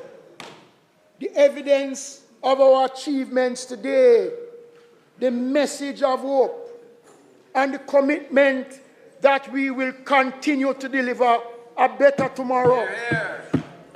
You are someone you know have been positively touched by the work of this government. We will continue working until all our citizens are prouder, stand taller, because they live in the great Jamaica that we were elected to build. Madam Speaker, the book of Galatians 6, verse 9, says it best. So let us not become tired of doing good. For if we do not give up, the time will come when we will reap the harvest of this prosperity.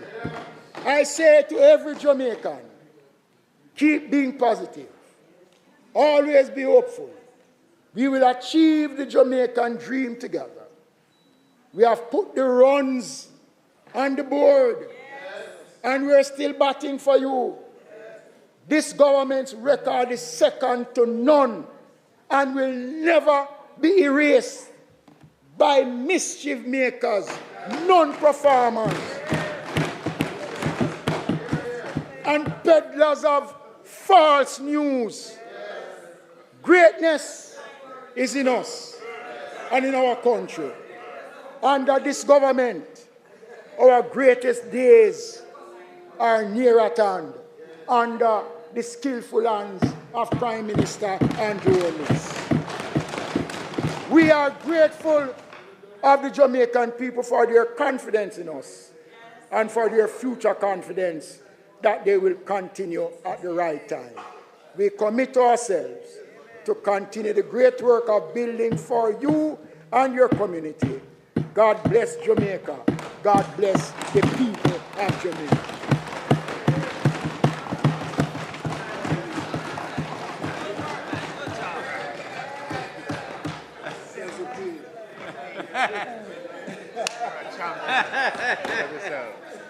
Well done, Desmond. Well done, my boy. Well done, well done, well done, well done. Very good, very good, very good, very good.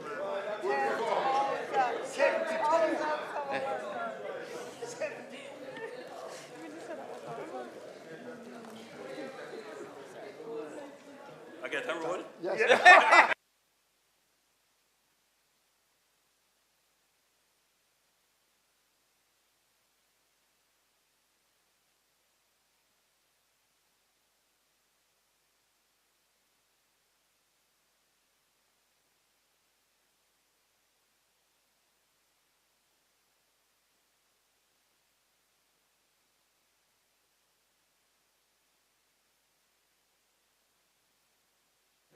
Members, the House is still in session. Mr. Speaker, Mr. Speaker, I'm sure we all agree that we have been treated to not only an eloquent presentation, but a truly powerful presentation by our Minister of Local Government and Rural Development. Mr. Speaker, the next contributor to this very strong and ebullient debate that has ensued since we started, ebullient, will be the member from St. Catherine Southern, Mr. Fitzjackson.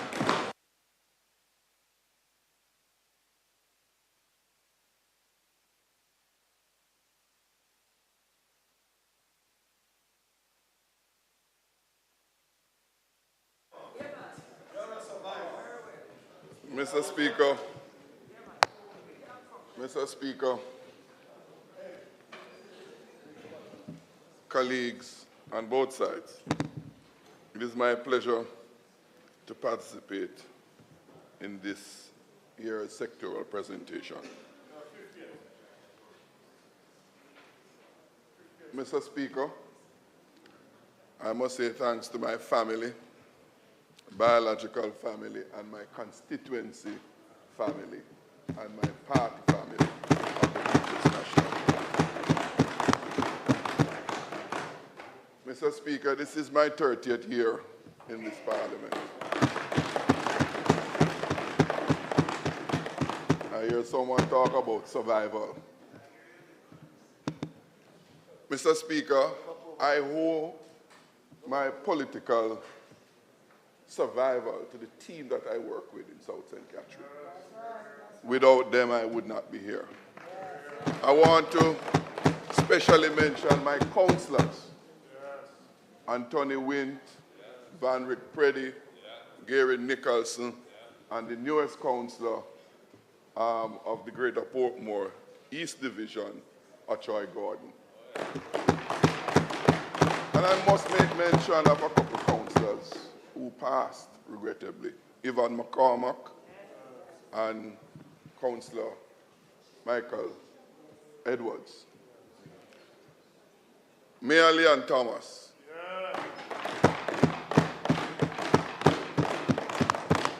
And quite frankly, even at the risk of anyone feeling jealous, my assistant, Mildred Diedrich, she is my rock in South St. Catherine throughout the many years.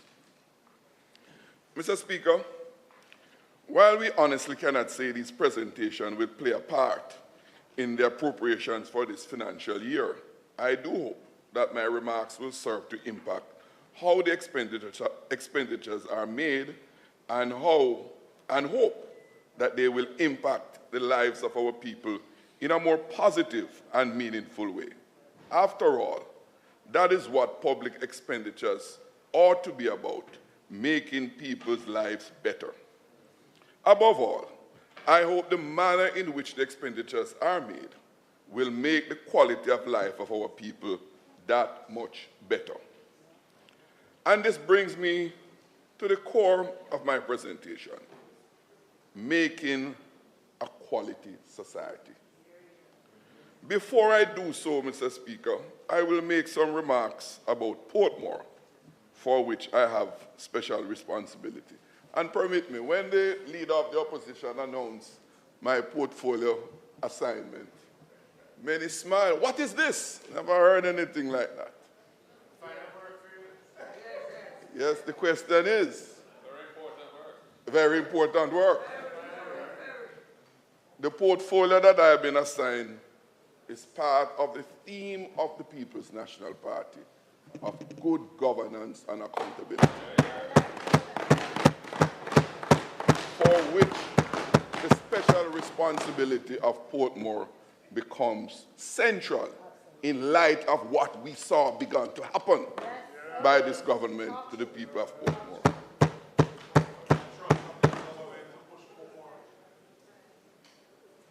Mr. Speaker, There have been much talk by the government about designating Portmore a parish. On the surface of it, it seems a very simple thing, which no one should be detained by. Regrettably, it is not.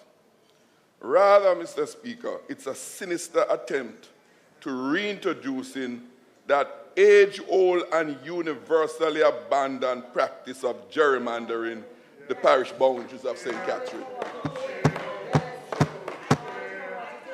This sinister and anti-democratic relic of gerrymandering would reverse the arrangements of a municipal structure lobbied and fought for by the residents and stakeholders of Portmore. A structure that emanated from years of widespread consultations across the length and breadth of Portmore. The people did not create the Portmore municipality. The PNP did not create the Portmore municipality.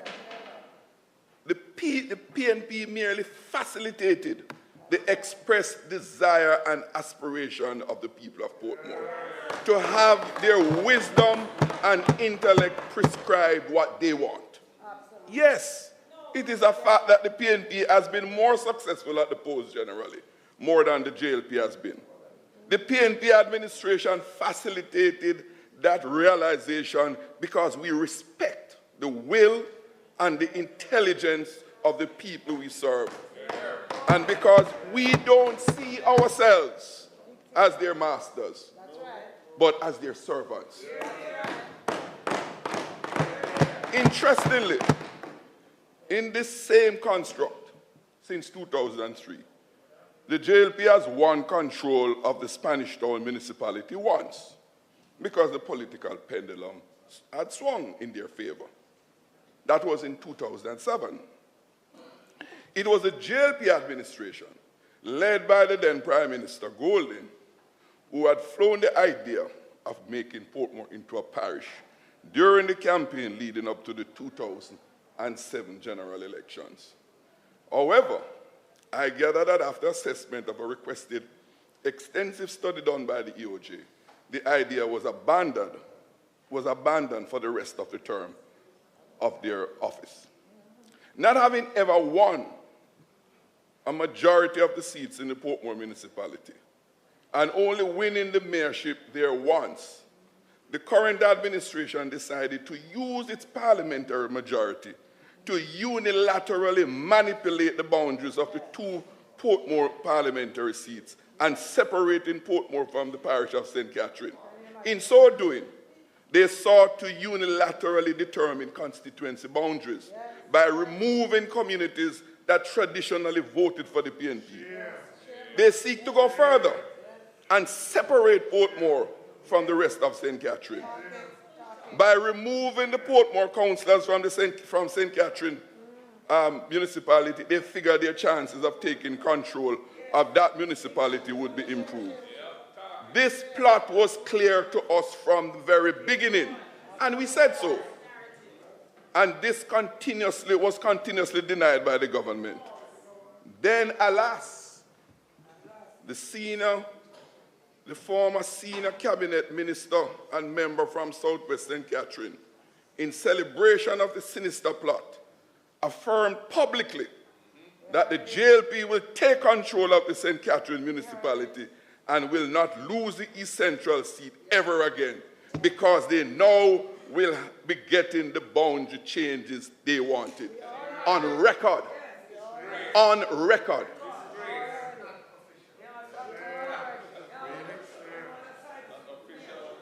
Mr. Speaker, the public statement since then was never refuted by the Prime Minister. Never refuted by the Prime Minister.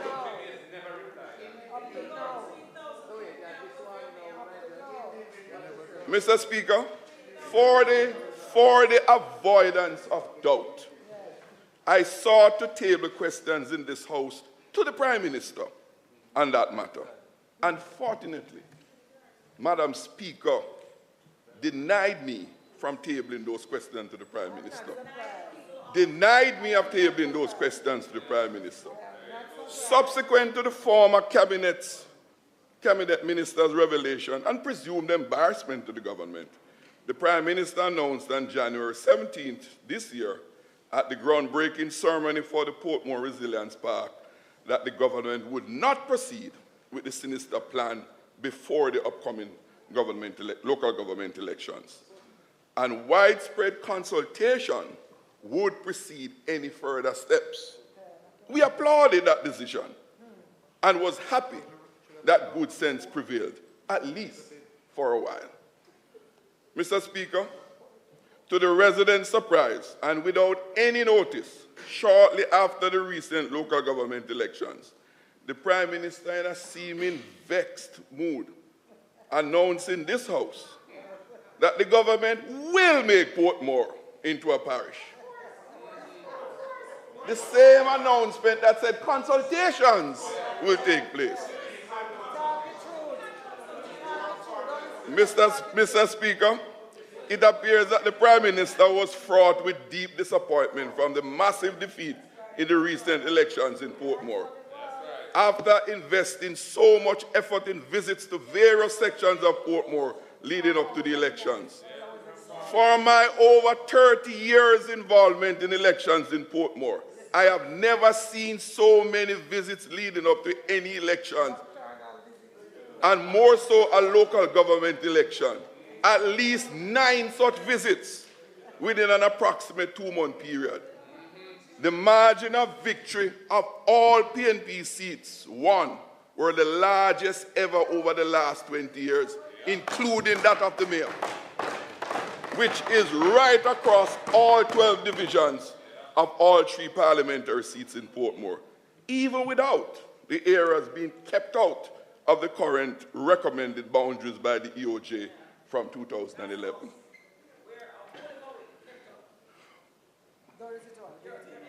Mr. Speaker, the construct we have in Portmore is in fact different from what prevailed elsewhere, and it reflects what the people wanted. Among those things is Portmore remaining part of St. Catherine and directly electing their own mayor, and not one selected from among the party having a majority. Mr. Speaker, all it is, one parish with 2 separate local municipality authorities.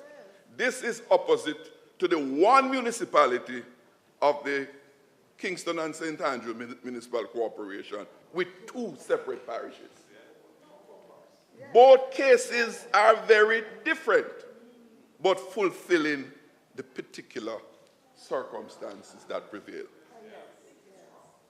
Mr. Speaker, the People's National Party position is clear.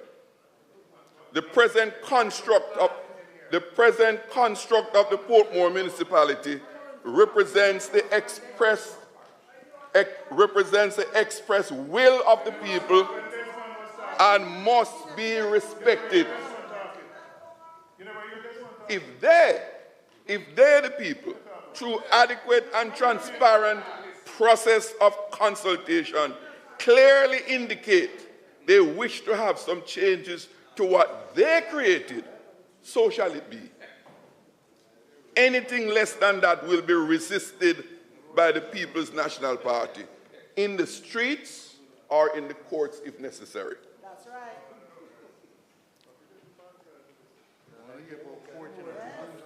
What is being pursued, Mr.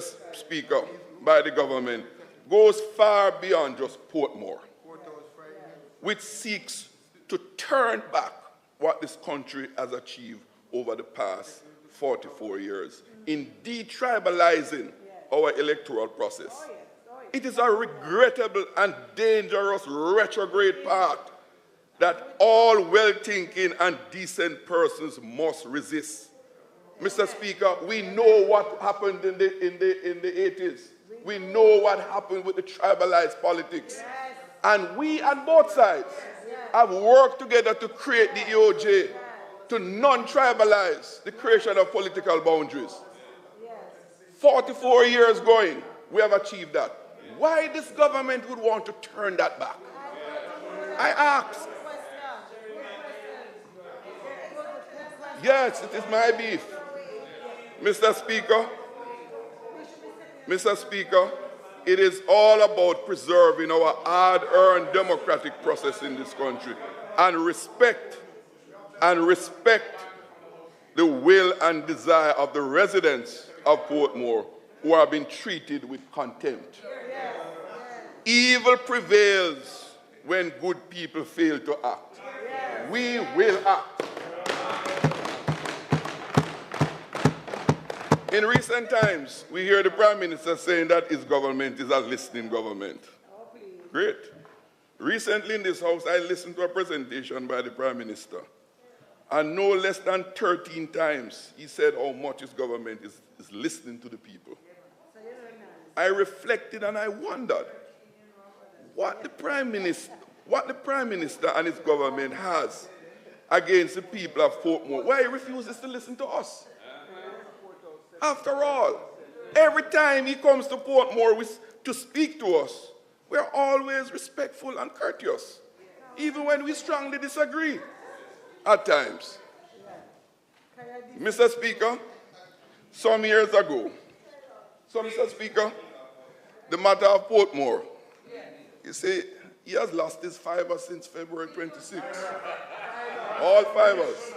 And he has seen the writing on the wall.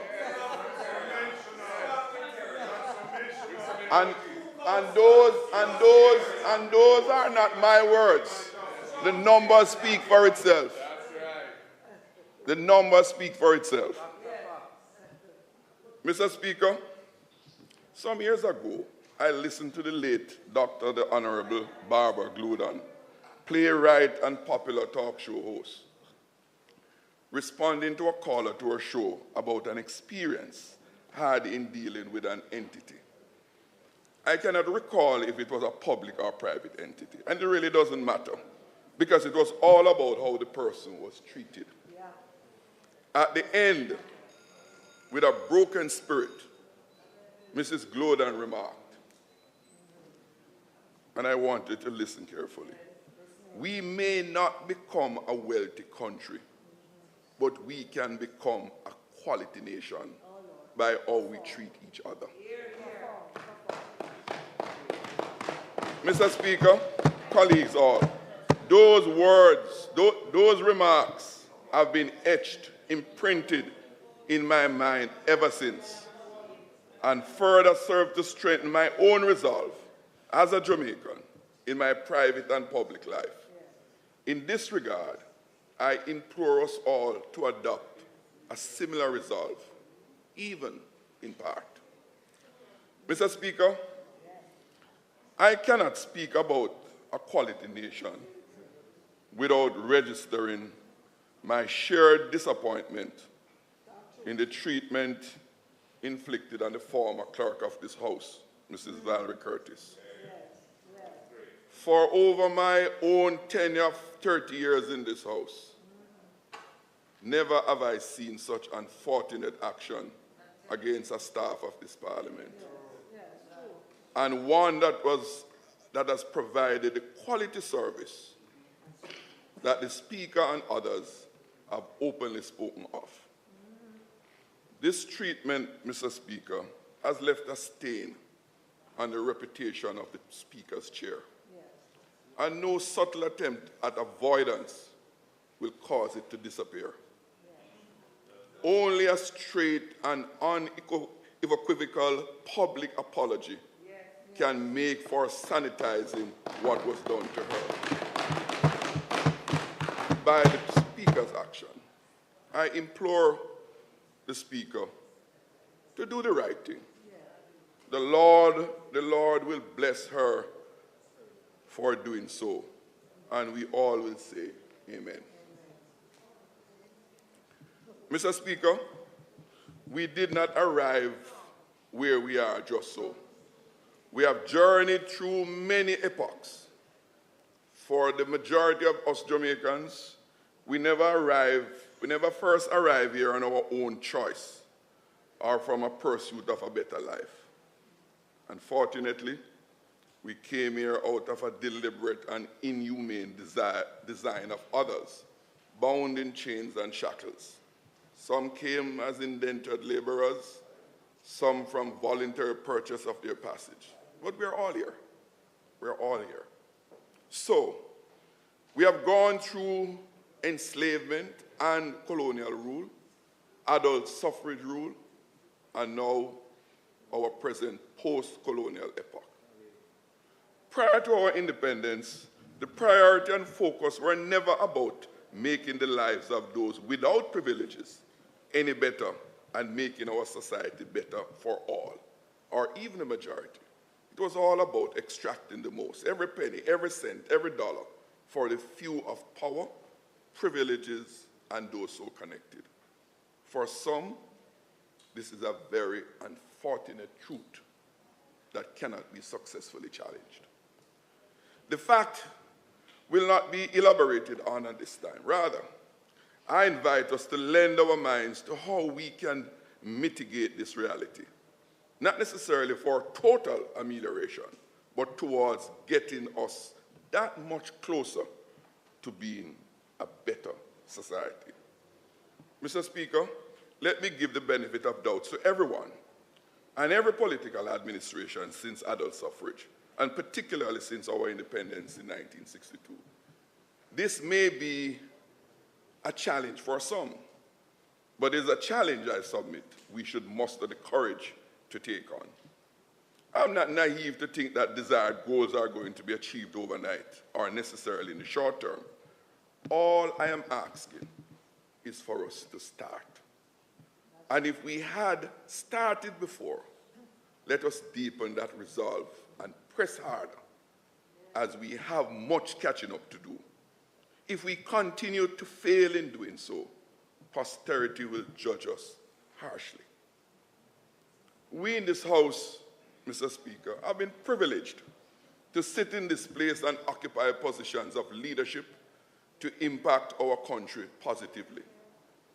I often impress on new members of this House, from both sides, that we all will become former MPs, former minister, former prime minister. We all will become former. We will all leave the office either from being fired by the electors, falling out of favor with our political party, retirement, or death, or wheeled out.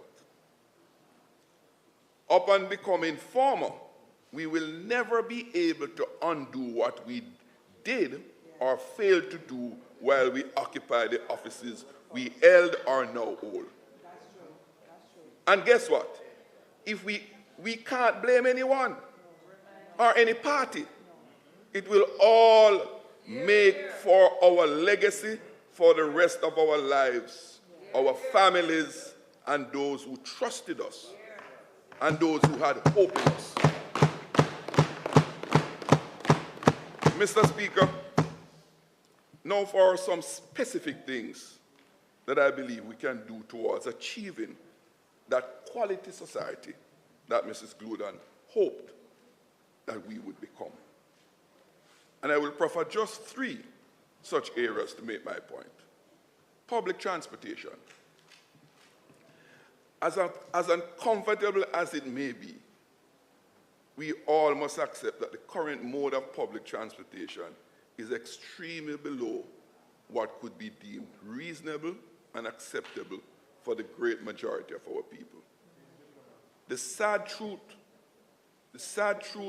Mr. Speaker, all the persons responsible for making decisions on public transportation are not users of that service. Is it why it remains in the state it has been in and allowed to deteriorate over the years? Lack of fiscal space has become the instant explanation for all things lacking. Or is it the lack of empathy for those not fortunate as we to have a motor vehicle at our immediate disposal? I will not render judgment here. Rather, I invite us all to just ask ourselves that question, guided by our own conscience and honesty.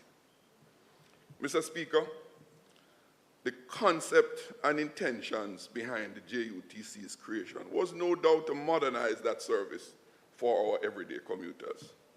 Regrettably, our people using the public transport system, in most part, are subject to a mere modern-day slave ship-type transportation experience.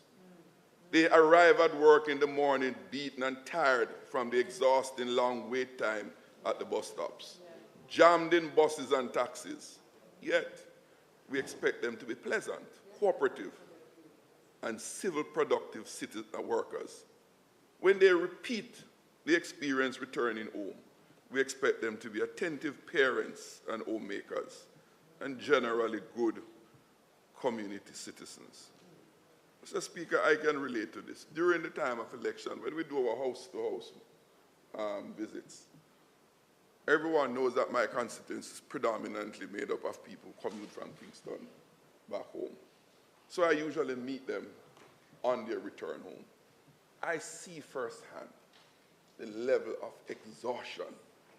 Sometimes you feel guilty to even want to engage them in a conversation, knowing what they have gone through to get home at that time of the evening. It's a real challenge, Mr. Speaker. All this prevails while we speak of outstanding economic performances year after year. In doing so, the government and the country is telling our fellow Jamaicans who are on the receiving end of these services that are presided over that it's okay.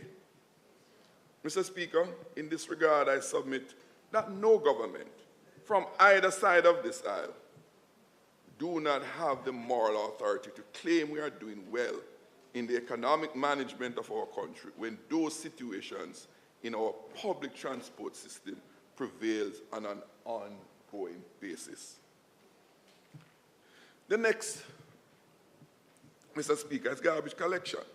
And I listened to the presentation from the Minister of Local Government, and I welcome what he has announced in terms of the new trucks and all that he's doing to make it better. But the truth of the matter, Mr. Speaker, that challenge is beyond the portfolio minister because of what it takes as a country to get us there.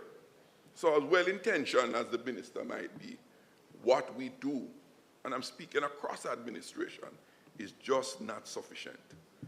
Garbage collection is one such area I think that is in a crisis. Yes, a simple thing like garbage collection. I have deliberately pointed to garbage collection and not waste management, though they are bound together. While the management of the waste can be negatively impacting on residents, it is the failure or significant weaknesses in the collection phase of domestic garbage that is most impacting on the everyday life of most Jamaicans, particularly those in urban centers. Not only is the pileup of garbage unsightly and ugly, but unhealthy for all and the more vulnerable and unable among us. Mr. Speaker, if we cannot manage matters which badly affect our people's lives that are static, fixed, how can we expect to find and apprehend criminals on the loose that are affecting the quality of life of our people? Something is just not right. While we may provide eloquent explanations that soothe our sense of intellectual prowess, the everyday Jamaicans frown at us and condemn us. And we hear that in their often utterances. Them take people for fool. Them think we are idiot. The third of the three, Mr. Speaker, is access to potable water. Simple to appear, but a very critical and profound element in every Jamaican's daily life. Where there is water shortage, when there is water shortage in the corporate area and those in the immediate surrounding, it becomes an immediate national crisis. Regrettably, this national crisis is the everyday reality of many rural communities, year after year. I must be very frank, Mr. Speaker, when I visit the rural constituencies of some of my colleagues, I am distressed by what I see.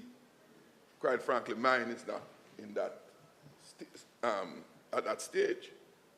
But what I see prevail in many rural constituencies is an indictment on us as a country. And, Mr. Speaker, I'm not in any way suggesting that successive administrations have not done anything towards changing this regrettable situation.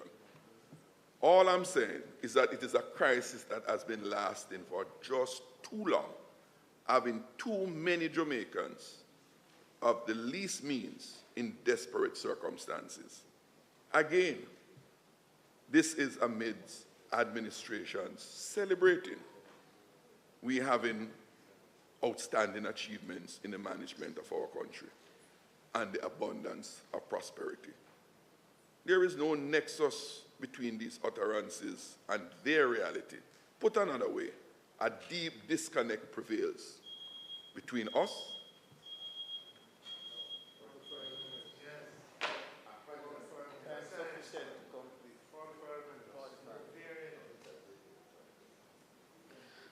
Mr. Speaker, the member's time having expired, I beg to move that his time be extended sufficiently to allow him to complete his presentation, having regard to the sense that he has of the timing that we try to apply to these presentations.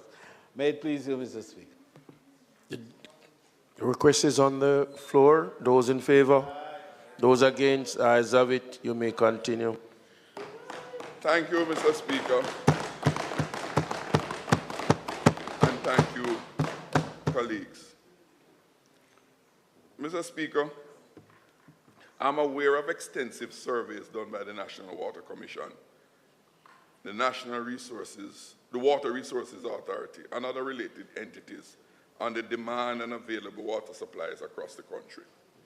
For a country deemed to be one of wood and water, too many communities across the country remain without reliable potable water for years now. Yet, I have not heard of a comprehensive plan to resolve this unacceptable situation, and importantly, over some determined time period. Given that there are available engineering competencies around, locally or internationally. Yes, such will be a very costly venture, but one that will finally afford every Jamaican, or at least many Jamaicans that are unable to provide such for themselves, a provision that is critical to a basic quality of life. Mr. Speaker, I reject any suggestion that these basic and fundamental provisions that can impact the day-to-day life of every Jamaican across the length and breadth of our country are not achievable. We had the audacity and the courage to transform transportation across Jamaica from winding roads through valleys and along cliff edges to safe and efficient highways and toll roads. We never had the capacity to instantly do it, but through vision, will, and application, the transformation was set in motion and is being accomplished. Interestingly, it is being accomplished across political administrations. This reaffirms that radical and positive transformations can take place even amidst political competitiveness. Another area, Mr. Speaker, that we believe makes for that quality nation is not just in the services that we provide, but also what we stand for in the world and before the world. I dare to say, most, if not all, Jamaicans proudly say, we little but we talawa. The respect and regard we have earned across the globe is not merely from our proven prowess in track and field, music, etc., but because of the bold and principled stance we have consistently taken and matters of justice against oppression in its varied forms, even when it is the powerful and mighty that are the perpetrators. This tradition we must never resile from. Mr. Speaker, if we do not stand up for what is right and just, when it is being perpetrated against others, we have no moral right to expect others to stand with us or for us when we are on the receiving end. We stood up for the people of South Africa and across the southern coast of Africa when the perpetrators of apartheid were upon them.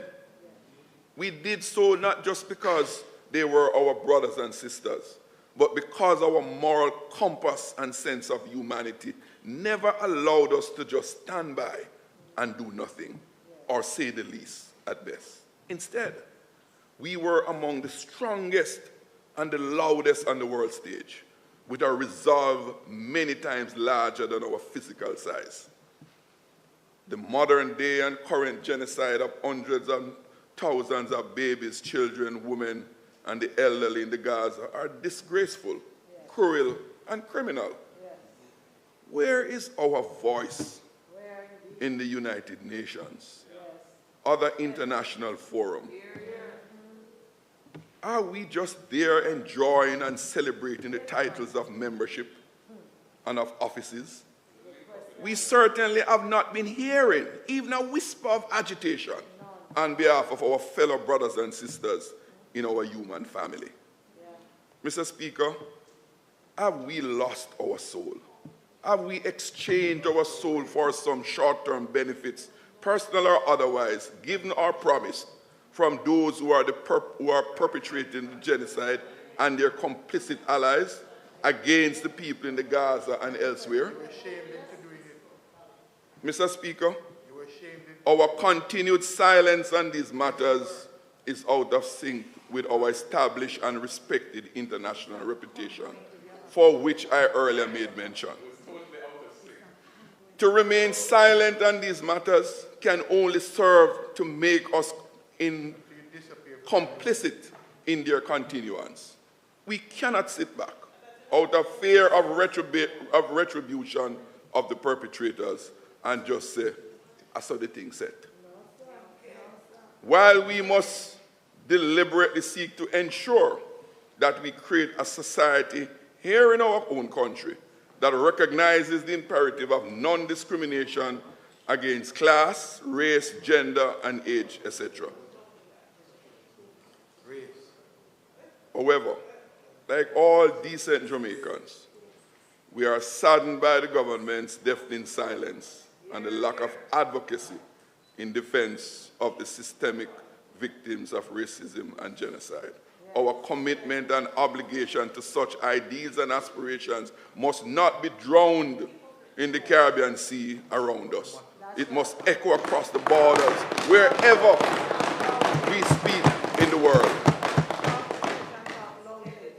Mr. Speaker, the historic stance of the People's National Party against racism has never been from a position of convenience, but one of principle for which we will never resile or acquiesce. Close to us is a recent case of the racist remarks by a UK firm doing business with the Jamaican government. It has been confirmed that the beneficial owner of that UK company has made strong racist remarks against a black UK member of parliament who is of Jamaican parentage. It is close to us because profits from Jamaican taxpayers here are nurturing such businesses to propagate their racism against our own people. Mr. Speaker, we applaud the Ministry of Health and Wellness for the public statement condemning the reported racist and sexist remarks about our Jamaica Member of Parliament in the UK, Ms. Diane Abbott, by the head of the Phoenix Partnership. However, this does not go far enough. To rely on the company to take quote-unquote, appropriate action against its beneficial owner goes nowhere. Mr. Speaker, Jamaicans and many others across the world making entry into the UK, the US, and other countries, their entry is predicated on their non-support for terrorist organizations and any individuals or entities so engaged. Mr. Speaker, the next People's National Party administration will promulgate provisions that will require all foreign bidders to government contracts to declare any participation in any racist practices in any jurisdiction that they have operated in or currently operating in. If they have been so involved or found to be so involved, they will be disqualified. The provisions will be as such that they indemnify the government of Jamaica of any financial liabilities resulting from the termination of such contracts, along with other necessary safeguards. We must stand up for the principles we truly believe in. We must restore and preserve our dignity as a sovereign people and nation. Let us be respected for the quality people we are out of a quality society, which we seek to build and preserve.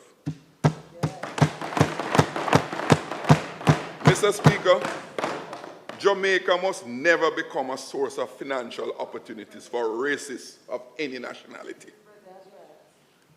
Mr. Speaker, the sentiments expressed here are dear to me and are just a small part of what my party, the People's National Party, holds dearly and which defines us.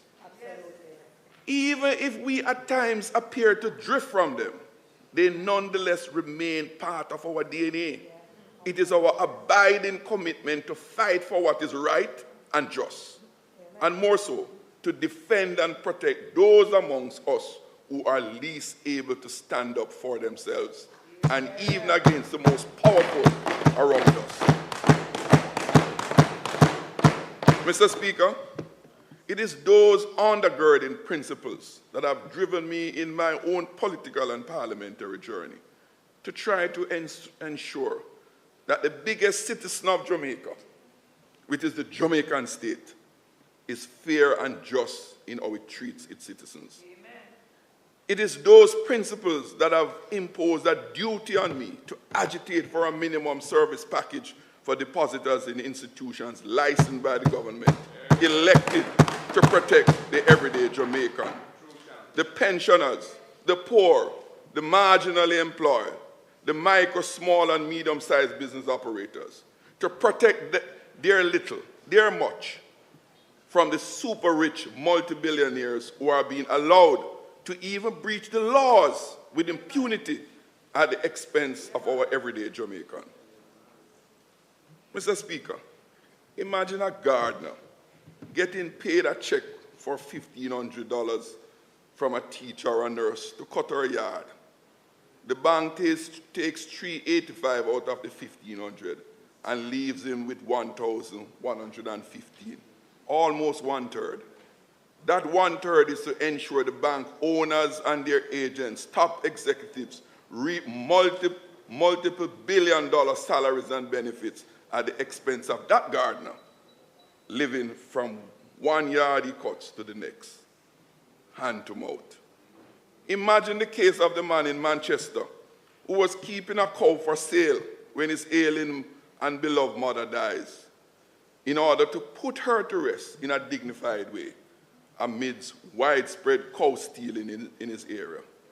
He sold the cow and deposited the proceeds of the sale in the bank, only to discover a few years later when he went to deposit the proceeds from the sale of a calf he had, that most of the funds for his mother's burial was eroded by the bank's dormancy fee charges.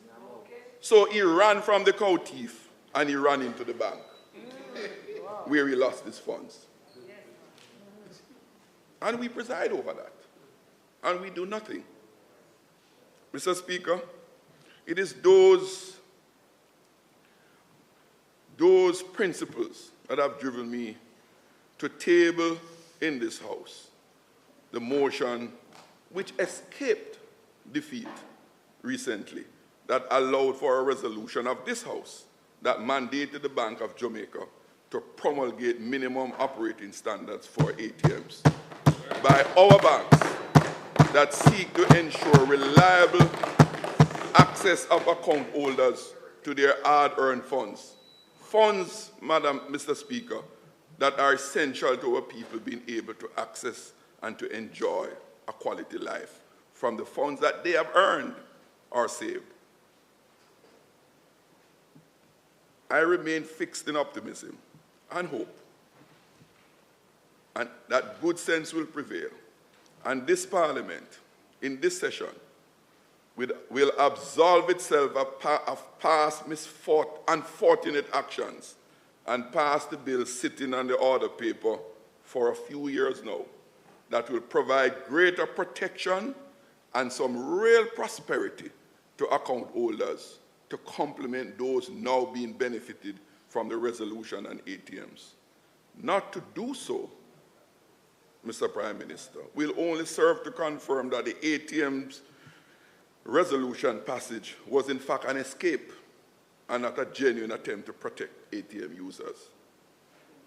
Mr. Speaker, it is our profound belief that a quality life in a quality nation is a far greater goal and ideal to achieve than a prosperity achievable just by a few among us. Let us commit and recommit towards pursuing this possibility, which is quite achievable. As I have reminded before, we have already demonstrated as a people that we can, and we have done it before. Let's do it again. I thank you.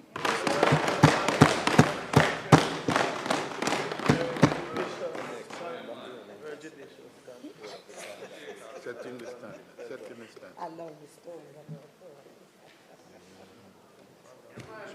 Yeah.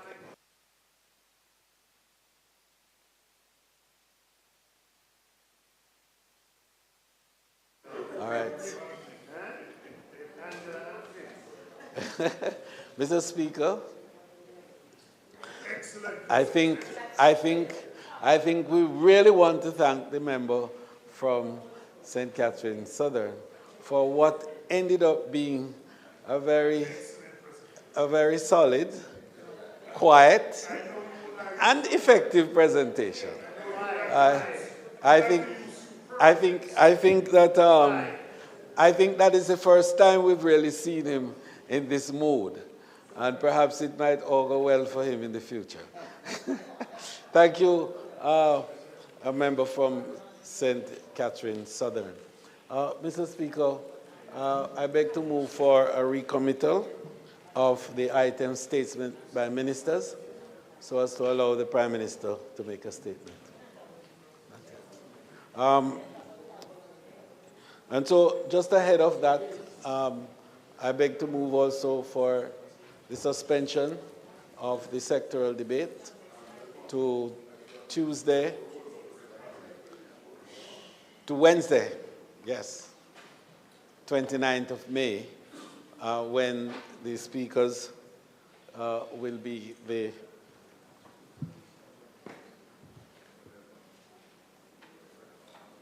Minister of Industry and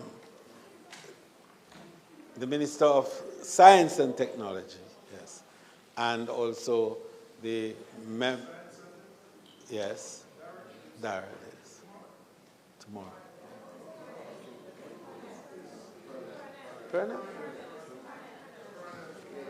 And of course, it is. Just to make sure that we have it right, yes. When the speakers will be the Minister of Labour and Social Security, the Honourable Pernell Charles, and the member from Southwest, St. Andrew, Dr. Angela Brownberg. May it please you, Mr. Speaker. The question is that the sectoral debate be suspended until Wednesday the 29th at 2 p.m. Those in favor? Those against, the ayes have it. Public business. Speaker, as I indicated earlier, I beg to move for the recommittal of the item statement by ministers so as to allow the Prime Minister to make a statement. May it please you. The request is on the floor. Those in favor? Those against, the ayes have it. Mr. Prime Minister.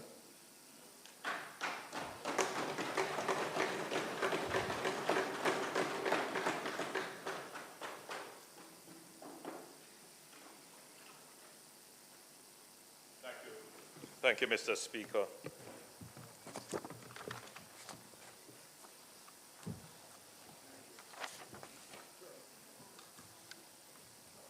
Mr. Speaker, I rise today to provide an update on the government's effort to build water resilience in Western Jamaica amidst the ongoing chronic drought facing Western parishes in particular. There can be no doubt that the citizens and indeed businesses in Negril have suffered disproportionately from the recent drought. Your government understands the impact on all stakeholders, residents, children, schools, businesses, hotels in the region, and indeed all stakeholders. Farmers have also borne a heavy burden across all Western parishes, but in particular, in southern St. Elizabeth, the government continues to put drought mitigation measures in place to reduce the impact.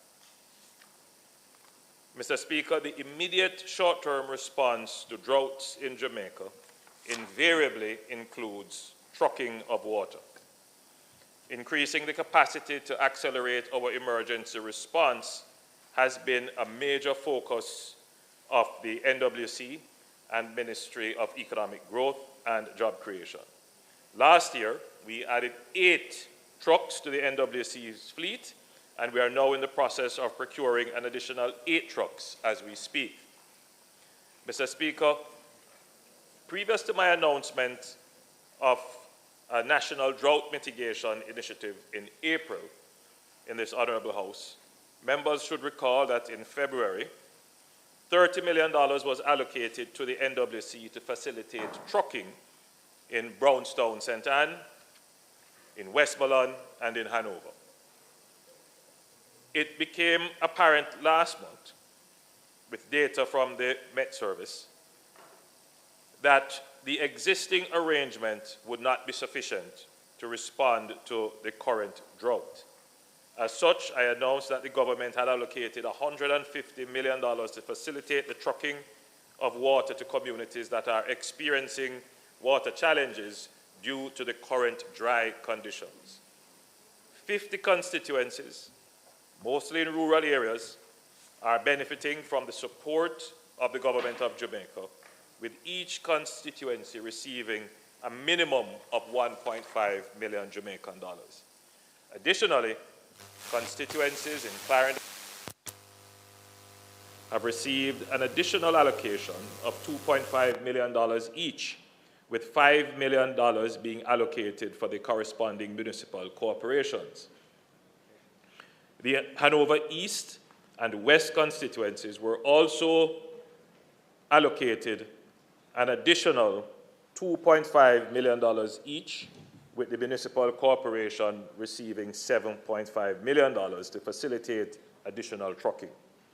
This was in addition to allocations of the Ministry of Local Government and Community Development, which allocated $100 million for trucking to the municipal corporations for affected communities. I go through this excruciating detail to make the point that this government has probably been the most responsive government to deal with drought. We did it last year We did it the year before. Whenever we are faced with a drought, a natural phenomenon, we have responded, and we have responded significantly.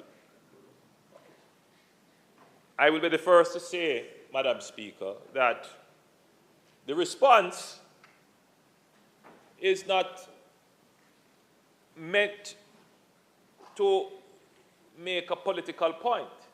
We are not saying that because we have responded, people are not suffering from drought. That's not what we are saying. What we are saying, Madam Speaker, is that within the resource constraint of the country, within the budget of the country, we have made allocations such that we can ease and cushion the burden to persons who are without the precious commodity of water. It's not the full solution, it's not the complete solution, but it does ease the pressure on schools, on hospitals, on other public institutions where they are affected with lack of water. It helps the households who have no water. And I want to stress this point, Madam Speaker, that the government hears the complaints, we understand the issues, and we respond in significant ways. It's not a complete solution, but it responds to the immediate needs of the people. Madam Speaker, we have been receiving complaints of favoritism in the distribution of water through trucking. And I've raised this point here because we are allocating significant resources. When you put everything together, we are close to, well, we are more than $300 million in allocation for drought response. But it is disturbing when I go into some areas and we hear complaints that the truck is only stopping at some people's gate. The truck doesn't come to the community, it stops down the road. Somebody called the truckman and he's diverted to somewhere else. All of that reduces the effort and impact of the government's expenditure. We are spending the resources are being allocated, and the people who should benefit may not get the benefit because some greedy person, some connected person, some unscrupulous person has diverted the benefit from the people. And we have heard this complaint over and over and over again. And so as I have the national stage addressing the issue, for those persons who have been affected by this favoritism in the distribution of water or some kind of corrupt activity in diverting water for which funds have been allocated, I have directed the NWC to establish a hotline and an email dedicated to receive these complaints, and as soon as the complaints are brought to the attention of the NWC, we will pass them on to MOCA for investigations to be done to bring charges and prosecution against persons who have been identified in this regard. Madam Speaker, we take it very seriously. There should be no corruption or favoritism in the distribution of water.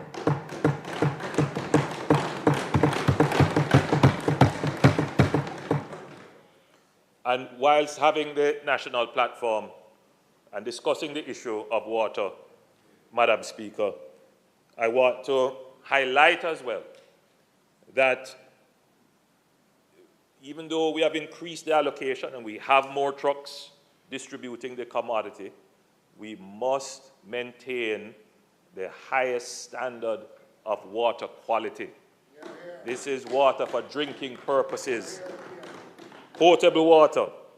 And so the Ministry of Health and Wellness and NEPA and the NWC They have programs to monitor the water standard and to certify the trucks to ensure that these emergency interventions do not compromise public health.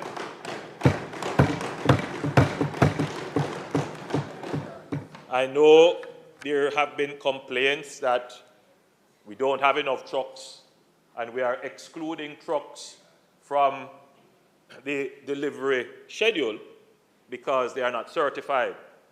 It is a challenge, Madam Speaker, but I want the public to be assured that the government will not compromise its standards in the delivery of potable water through trucking.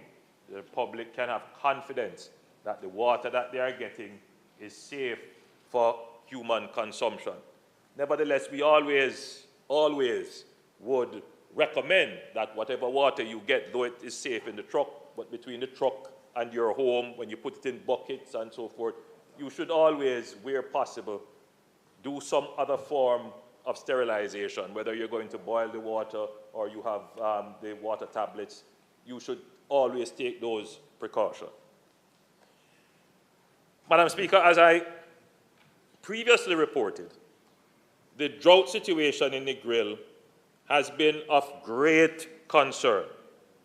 And Madam Speaker, since my last update, the National Water Commission has been diligently working to implement measures to alleviate the impact of the drought and ensure the availability of water for the Negril community. All of Jamaica, and especially citizens in Negril, should, however, be aware that this drought, at its worst, reduced inflows into the systems which service Negril.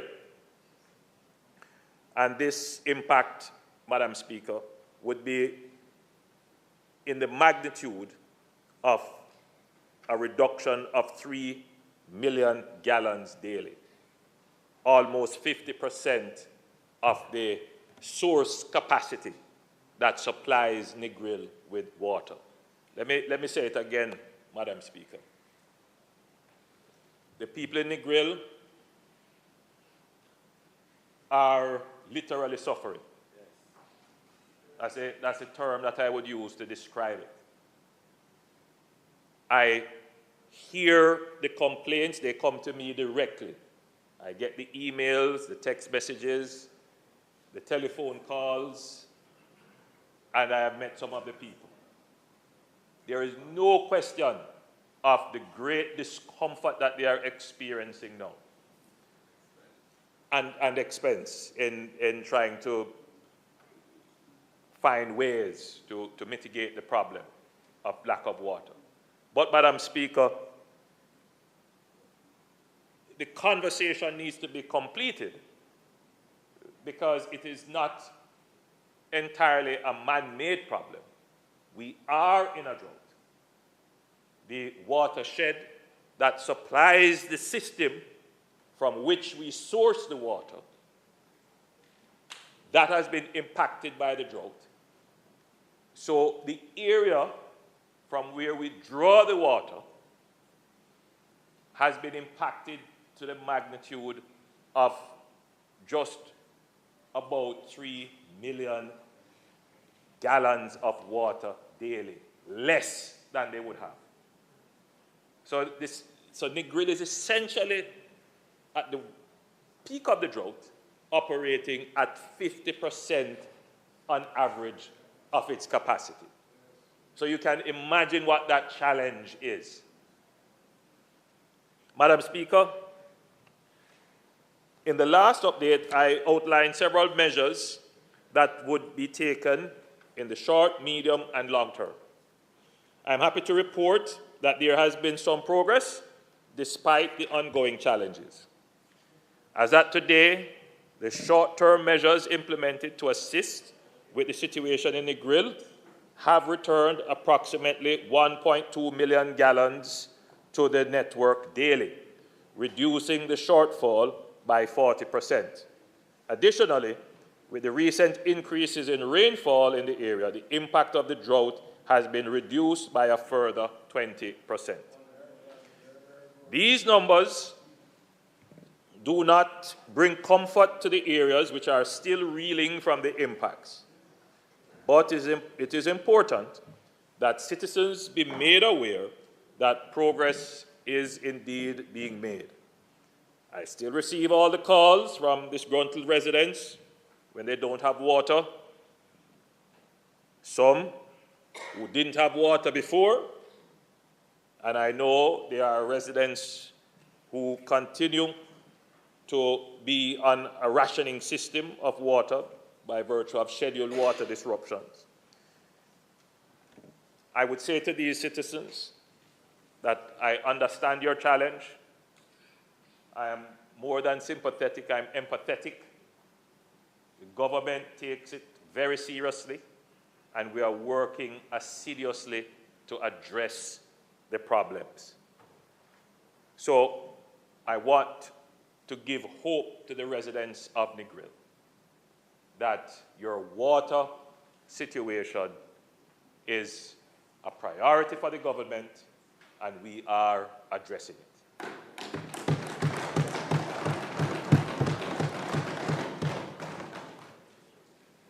And, Madam Speaker, that progress is being made. Madam Speaker, as reported previously, the Logwood water system serves as a primary source of water supply for residents, businesses, and tourist establishments in Negril. It provides potable water to meet the basic needs of the local population and to support economic activity in the region. The Logwood plant is currently operating at 4.2 million gallons daily, and that is 60% of the maximum 7 million gallons at which it could operate at full capacity. This represents an increase from Monday, May 6, 2024, when the plant was operating at 45%. So improvement is happening in the volume of water that is returning to the plant. This increased supply, due to increased rainfall, will see better supply to the communities of West End and Whitehall. Madam Speaker, in January of this year, the NWC procured a new standby generator to minimize frequent power outages at the Logwood plant when there is a low voltage situation. I am pleased to report that this standby generator is now fully installed and working well at the facility. Madam Speaker, I should just explain here for residents, citizens, consumers, customers of the NWC to understand that the NWC relies heavily on the electricity supply from the JPS. We are developing, the NWC is the biggest customer of JPS, but the NWC is developing renewable energy capacity in solar and other methods of generating electricity, which will help its own supply and reduce its bill. We have also introduced new pumps which are energy saving that will reduce the bill. And in areas where the electricity supply is unreliable, as in this area which I have just spoken about, unreliable because it's a single phase supply, the pumps are usually required double and triple phase because of the electricity that it pulls. But in this particular instance, whenever the pump goes down, even if it went down for 10 minutes, let's say you've lost electricity supply for 10 minutes, you will be without water for possibly 4 hours. Because if you consider it, once the pump stops, the water that is in the pipe to get to your home, that will run out. The water that has to be pulled back into the storage, that runs out. So the pump, when it restarts, has to fill the storage and then pump back to your house. It has to backfill the pipes. So a 5-minute break, a 10-minute break leads to multiple of the time it would take for the electricity to return. So managing breaks in electricity supply is a critical element of ensuring reliable water supply. And that has been a problem in a particular area in Negril. And that is why, Madam Speaker, we have invested in putting in this backup supply, power supply, to ensure that the residents of this particular area who get supply from the Logwood plant, that the break in water distribution is minimized. Madam Speaker, in my last update, I advised that the National Water Commission would undertake major maintenance works at the Great River Treatment Plant, which normally serves areas in both St. James and Hanover. The decalcification or pigging process of the Great River plant is now complete. The images showing the scrubbing of the pipeline, if you could go back to the previous image, to remove calcium buildup in the pipe from the main pipeline, which carries water from the river source to the NWC plant, are now being displayed on the screen. The dirt-like buildup reduces the inner size of the pipe, which means less water gets to the plant. Madam Speaker, following the decalcification process, we have now increased the carrying capacity of the raw water pipes that that carry water from the Great River. The higher yield of 4 million gallons as a result of this clearing of the internal calcification of the pipe has facilitated increased volumes, which is now available to areas in Hanover and to augment Logwood, the operation at the Logwood plant.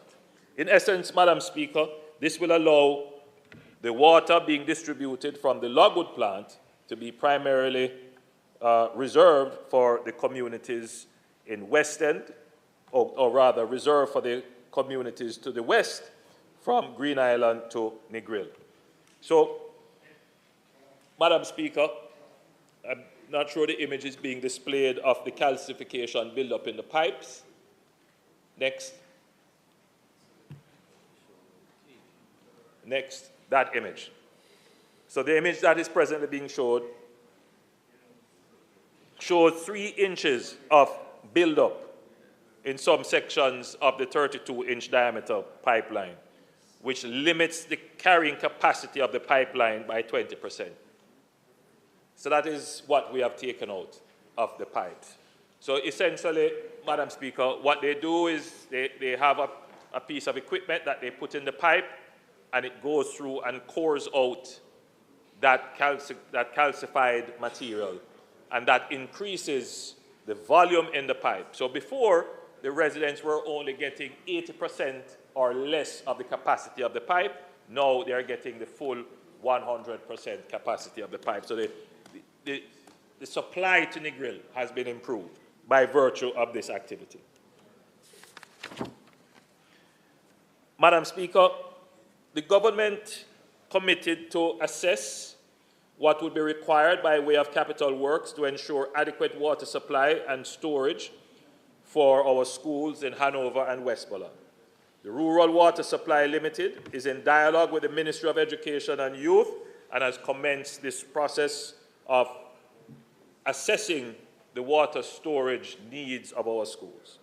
In addition, the National Water Commission has increased monitoring and the rate of trucking to our educational institutions to ensure there is no learning loss related to water shortage. Madam Speaker, 3 major leaks were identified and repaired between April 2022, 2024 and May 3rd, 2024. A 4th leak was found at Salt Creek Bridge, and work is at 50% to replace the leaking main along that bridge. And, Madam Speaker, when this is done, all 4 leaks is done, this will provide a savings of 1.2 million gallons of water, which will improve the supply to Negril. Madam Speaker, we have been receiving numerous calls about the leak at Salt Creek Bridge. It's visible. The pipe that is leaking runs on the side of the bridge, so as people drive past, they will see the water spewing. And it is a puzzle as to why the NWC could not respond immediately to stem the leaky main. And I too questioned it and interrogated the technical experts at the NWC. And they pointed out, Madam Speaker, that first of all, the pipe is under significant pressure. The pipe is on a bridge. And I don't know if you have ever been on a bridge and a vehicle is driving over it. The bridge actually vibrates, which is a design feature of the bridge. And so the pipe that runs along the bridge is also under pressure from the water, but it is also vibrating with the bridge. And so it requires specially made joints and couplings, and those were not available in stock in Jamaica. We had to import them. In fact, we flew them in, and they have just landed in the island. Work is underway, and so we now have the right parts to repair it. Now, doing those 4 repairs will save 1.2 million gallons of wasted water daily. So again, we have increased the capacity of the system in Negril by doing these activities. Furthermore, work to replace and upgrade the distribution main on the west end has commenced. Citizens in that area would have seen the delivery of pipes yesterday and the arrival of heavy equipment on the site. These works on both the Salt Creek Bridge and the West End distribution lines will be completed within 3 weeks. There will inevitably be some dislocation related to these works, but we ask for the public's patience as we deliver improved water supply for the greater Negril area. Madam Speaker, as a side note, the community of West End Negril should be aware that once this pipe work is complete, the National Works Agency will commence the resurfacing works, and which are badly needed in that area, especially in the vicinity of Miyad. I don't know that area or that place, but in that vicinity. And the contractors have already been mobilized. Madam Speaker, it should be clear that the varying water systems from as far as Martha Brae and Trelawney are all interconnected and therefore impact each other. The systems along this corridor are grossly inadequate by way of carrying capacity and are heavily degraded. St. James and Hanover have long suffered as a result. Citizens in eastern St. James suffered once again last week as the line from Martha Brae broke, damaging vehicles and properties. Madam Speaker, from time to time, pipes will break because they are under significant pressure. And what is happening is that, Madam Speaker, is that we are being asked to put more volume of water through old pipelines, through narrow pipelines, and that increased pressure because there's greater demand on the system.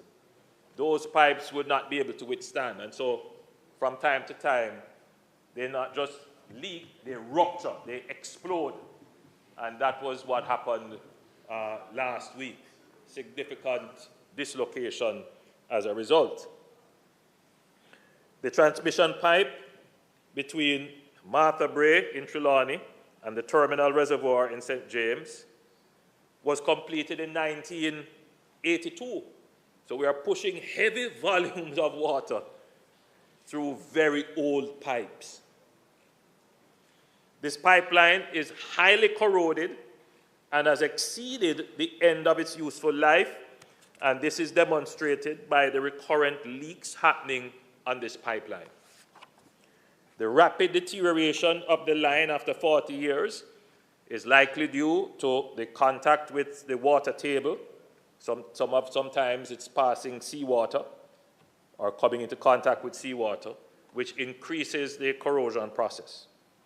The replacement of this transmission line is now critical to sustain the water supply to the communities in those parishes, the hotels and businesses between Montego Bay and Falmouth. And I was showing what you're seeing on the screen now are images which illustrate the poor conditions of the lines. As you can see, it's corroded, holes in it. Some parts of it have collapsed. Madam Speaker, this is why your government has taken a strategic approach to this infrastructure challenge. It is in this vein that I wish to advise Jamaica, and particularly Jamaicans living in St. James, Hanover, and Westmoreland, and especially the people in Negril, that the Cabinet has approved a design and build contract with Vinci Construction Grand Projects for the start of the Western Water Resilience Program.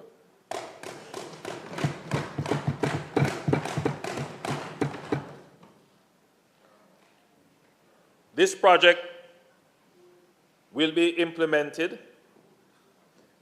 and it will see the installation and replacement of 2 transmission mains, that is the 2 transmission pipelines from Martha Bray Water Treatment Plant in Trelawney to the Terminal Reservoir in St. James, and the Great River Water Treatment Plant in St. James to Negril in Westmoreland. The pre-engineering phase of this project has commenced at a cost of 32 million Jamaican dollars. This will last 6 weeks. During that period, the National Water Commission, in collaboration with the Ministry of Finance, will complete the necessary technical and administrative work to facilitate the deployment of US $160 million, that is Jamaican $24.8 billion, for the installation and replacement of these 2 pipelines, Madam Speaker. I don't think people understand the importance of it. But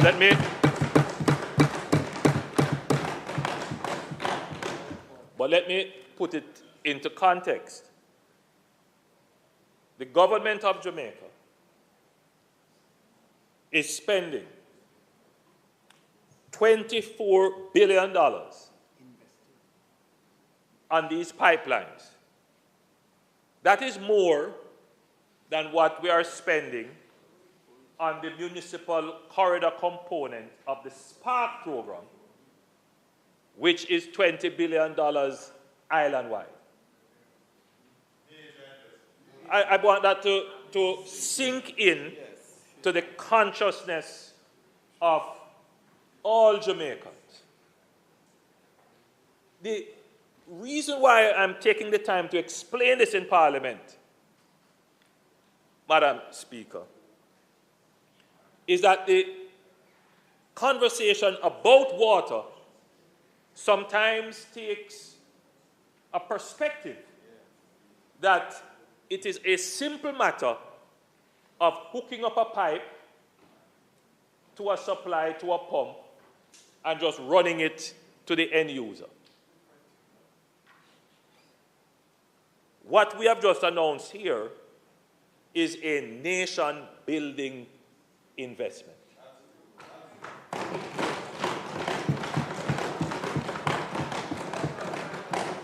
This nation-building investment was done in 1982.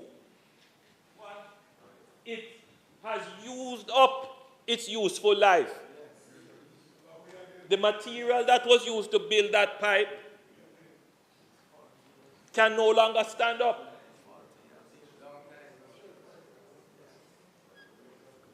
Much of it would have been calcified. And when it was laid, it was too small. They didn't think that we would have so many hotels coming.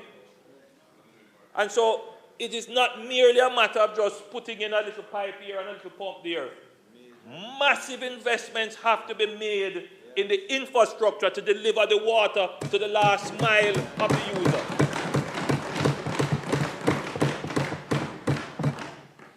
So I hear the people of Negril. I hear their complaints. But I don't only want to come here and say, boy, I'm sorry, I hear it and I understand. Because you can have sweet mouth and sweet talk and cannot address the real issues that affect the people. So when I am speaking from Parliament to the people of Negril, I respect and understand the frustration that you are experiencing. But believe me when I tell you, nobody can just come and promise you that tomorrow you're going to get water and somehow other way water will come. The level of investment that is required can only be done by a government that runs the economy well, that creates the surplus to address the issues that affect you. Madam Speaker, there are those who will seek to want to divorce the ability to deliver services from the ability to run the economy.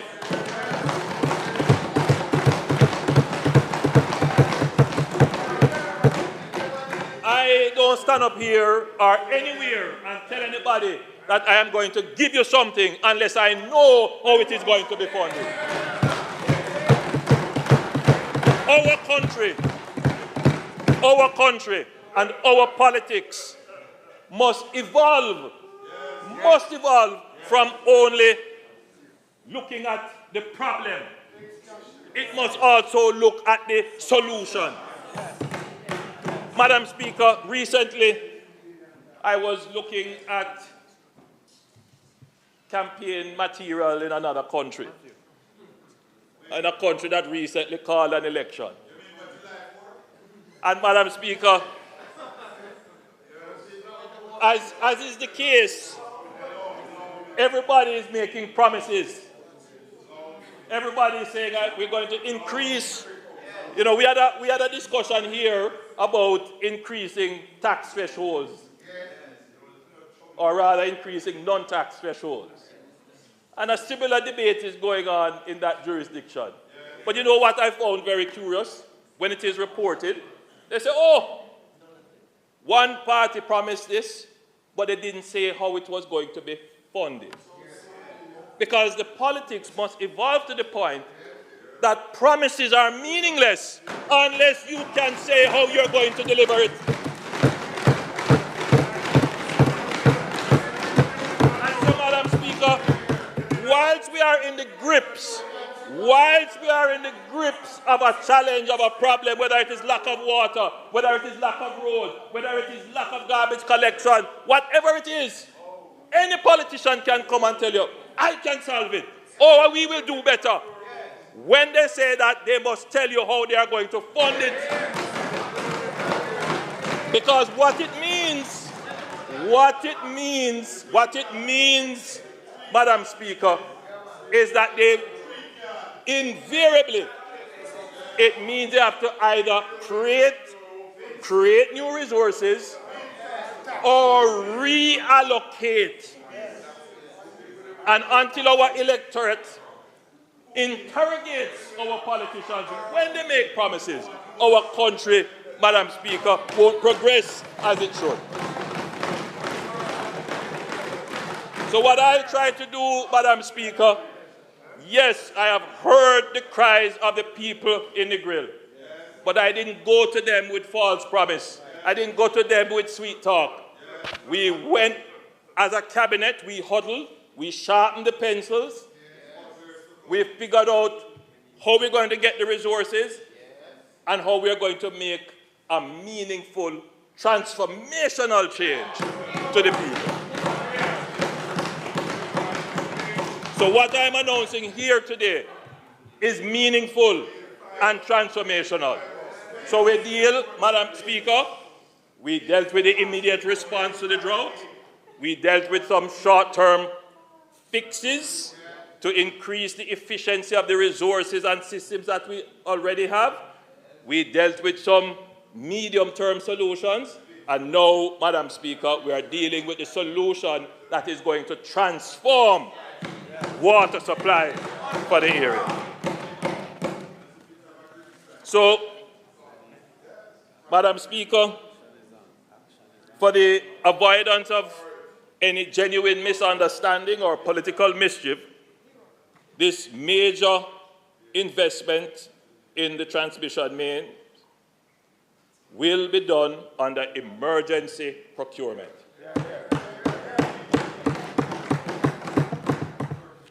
This is not the first time that we have had to make this kind of investment.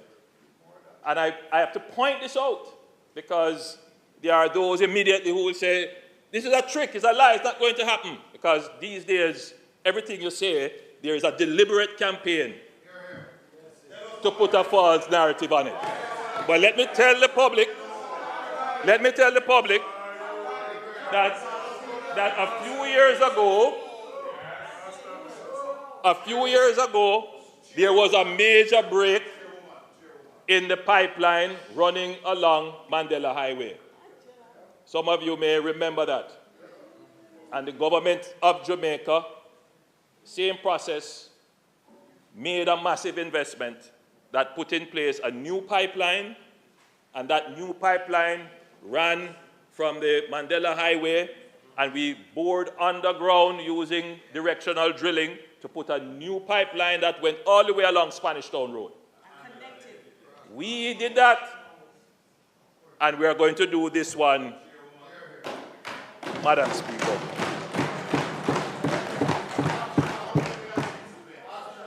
I want to close by making another fundamental point, Madam Speaker.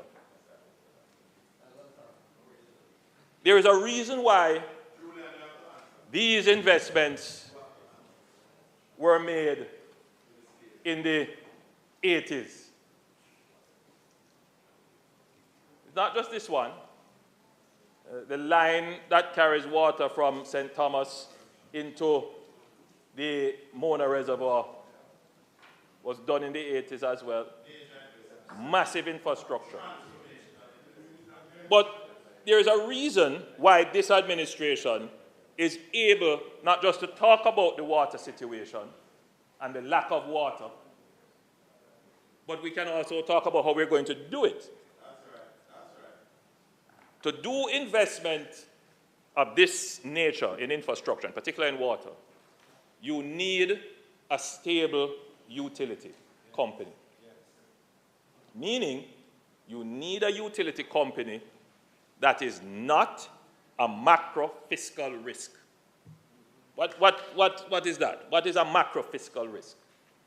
For many years, NWC was a risk to the government of Jamaica by virtue of the buildup of debt. I sat in this parliament several times over when the government had to pay off NWC's debt. Now, every time the government does that, it means the government can't make new infrastructure investment. In other words, the utility, because of how it was run, didn't make it possible for new capital investments to occur because the government had to either pay for inefficiency or some other kind of event which created a threat to the balance sheet of the utility. We have managed, and I'm not here, I'm knock on wood, we have managed to improve the running of the NWC. There are still risks, still threats, but nowhere like what it was a decade ago. We don't get credit for that. The public doesn't see that. That's not an issue that the electorate is going to say, yes, the government has done well. But without that, there is no significant investment to be made in water. So as a government, we don't only do the things that are popular, we also have to do the things that are right.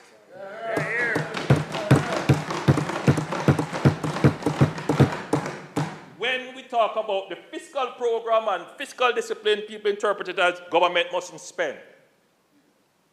That's not the only part of fiscal responsibility.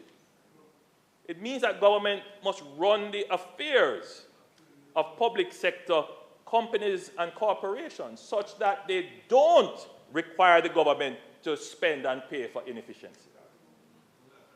And that's what we have been doing. So I raise these points because, yes, I am sympathetic. I understand the issues of people just don't have water. But that didn't happen in 2016. That's a fundamental failure of our economy to generate the resources to have consistent investment in the infrastructure of the country to generate the services that the people need. And if we're going to make any change, it is not going to come from complaining. It is not going to come from false promises. The only way we are going to bring water to your homes is to ensure that there is a government in place that continues to run the economy of the country in such a way that it generates the resources to make these investments like this $160 million investment in the water of this country. So, Madam Speaker, it therefore, Madam Speaker, gives me great pleasure to say to the people of McGrill, thank you for your patience. Thank you for your continued understanding. The government is working. We have put this through the emergency procurement process, and we will start, and you will see an improvement in the quality of your water and in the resilience and uptime of the supply. May it please you, Madam Speaker.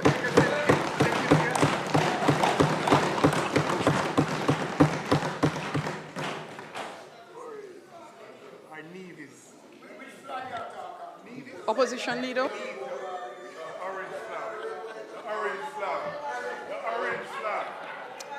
Madam Speaker, I thank the Prime Minister for his presentation. And clearly the acute crisis in Negril and the disaffection that it has caused among the people in the business community in Negril has necessitated the government to respond in the way that they're trying to respond now. And, one is fully supportive of efforts to address this situation. I recall visiting Negril a lot in years gone by. Water was never an issue. Clearly, the combination of the expansion of the hotel sector in that area and related amenities, the impact of poor environmental practices, and other aspects of climate change together have created an acute crisis. And we support any efforts to ameliorate the strife being faced by the people and business community in Negril. The Prime Minister wasn't very specific as to the time frame within which these measures, especially the projects that are being announced, as opposed to things like decalcifying pipelines and that sort of thing, but the actual infrastructure works that have been announced today. What is the anticipated time frame for their completion? And what impact are they projected to have on meeting the demand for water in the Negril and wider Westmoreland areas that are currently suffering from this water crisis? we'd like to have an idea of what is the time frame for the completion of the major projects, especially the pipe replacement, transmission pipe replacement projects, the two of them that he referred to, and what impact will that have on the current and projected demand for water in the Negril area in particular.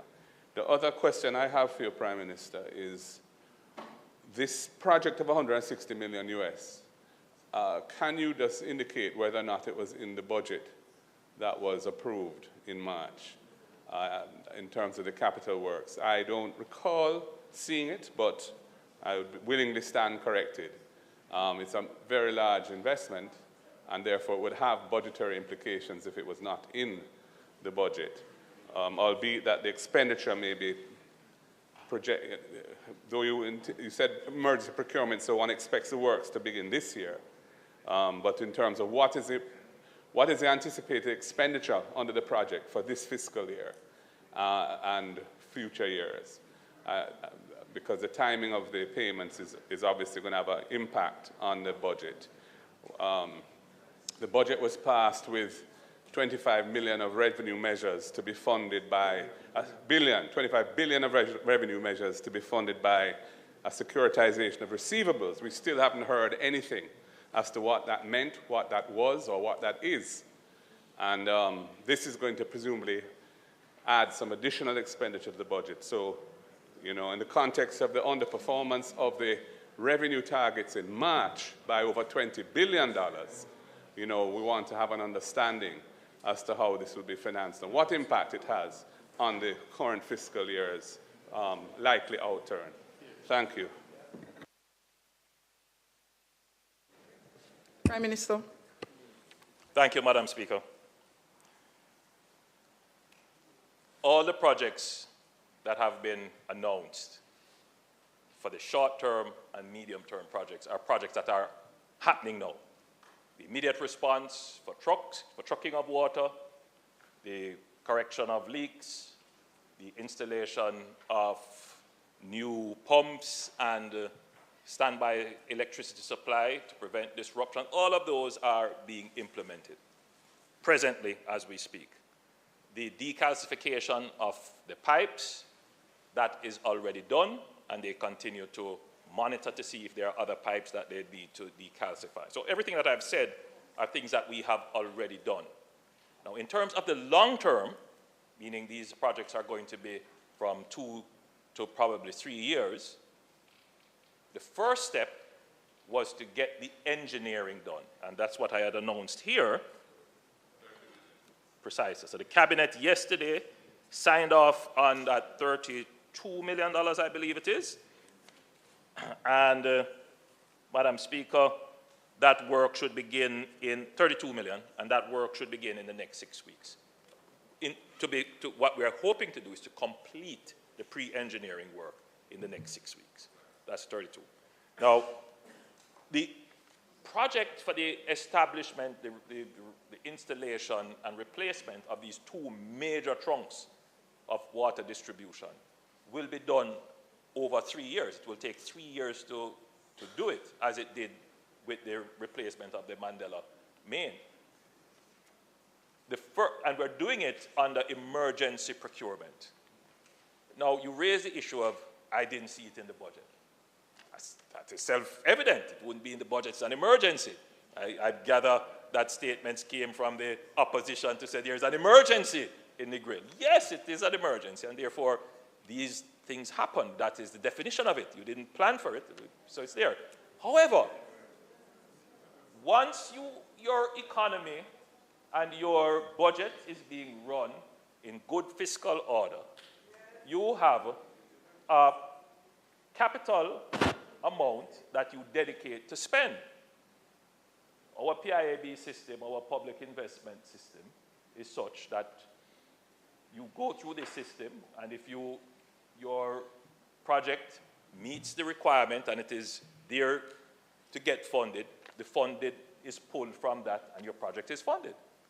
Now, if another project comes up which is an emergency, let's say this project is going to start this year. It may not. It may go into next year. Maybe we do some other preparations that carry you to next year.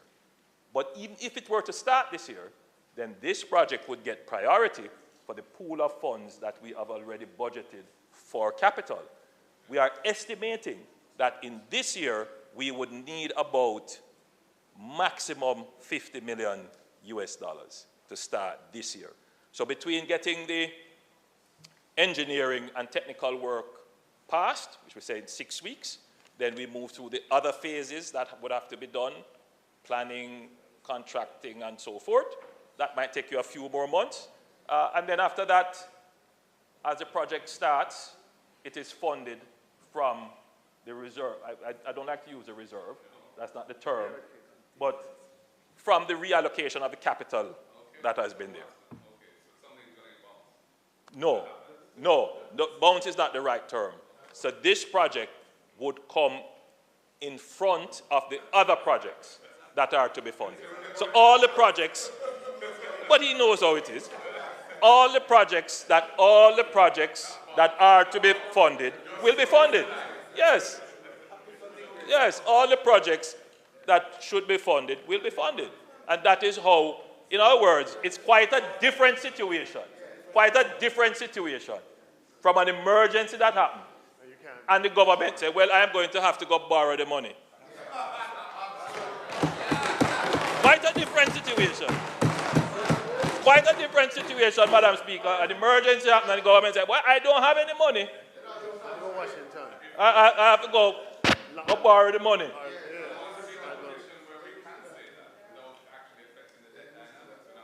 No, but thankfully, look how far we have come.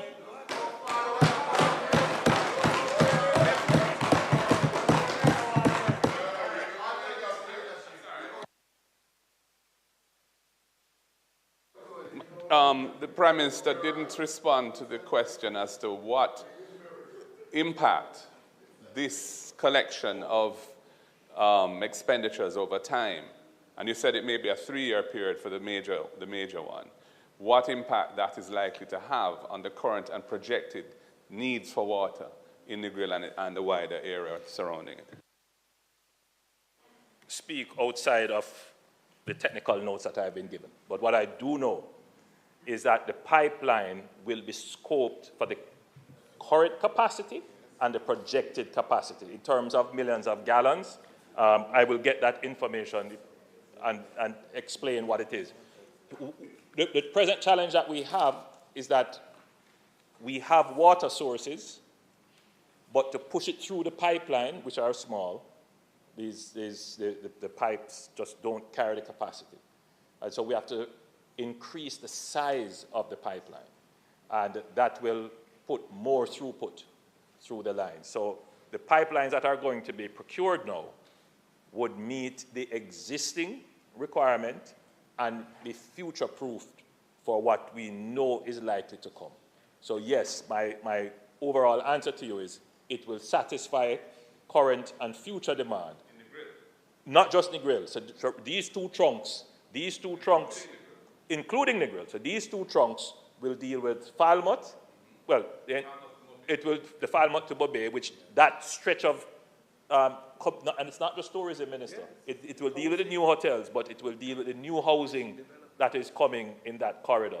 And then to Negril as well, and it will deal with that corridor. So it's a major investment. As I say, it's a nation-building investment.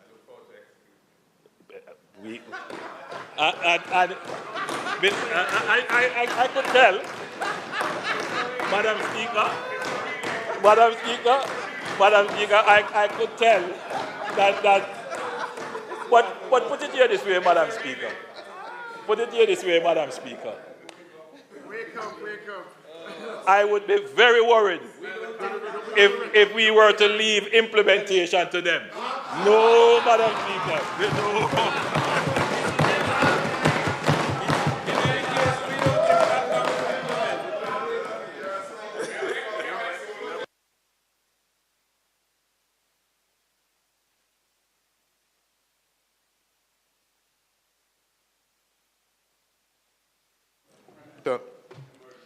Member Hilton has a emergency question. procurement method. I you made mention that the Mandela Highway the project that was implemented in Mandela Highway, and I'm familiar with that because that impacted a good part of my constituency. And one of the things that occurred after the project was completed was a major break of the pipe, flooding the Mandela area. You recall that traffic was backed up and major flooding of properties as well in the ferry area. And while we didn't get a report to Parliament as to exactly what had happened and what had occurred, why the pipe broke, I was talking to some of the engineers and trying to find out what happened, why this catastrophe would have happened. And what I got from it is not official, and therefore I'm not making any official comment on it, but my impression was that the methodology used did not sufficiently take into account some of the engineering requirement for what was going on, the works. You recall that they did some stone works, built up the wall, ran the pipes underneath it. A very complicated process, it seemed like. And some of the calculations perhaps were not taken into account. But the break was major.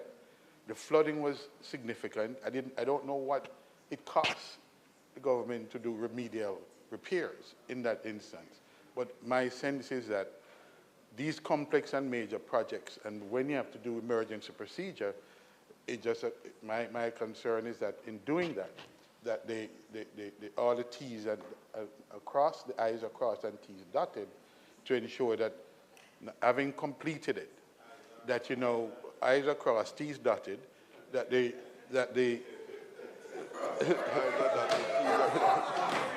I's are dotted, T's crossed. All right. I's are dotted, T's crossed. Notwithstanding the emergency nature of the procurement, that there should be the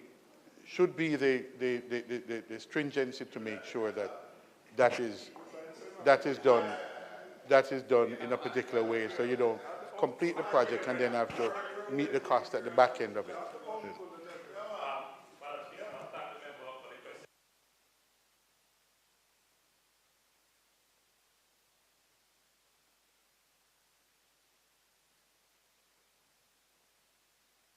However, that the emergency...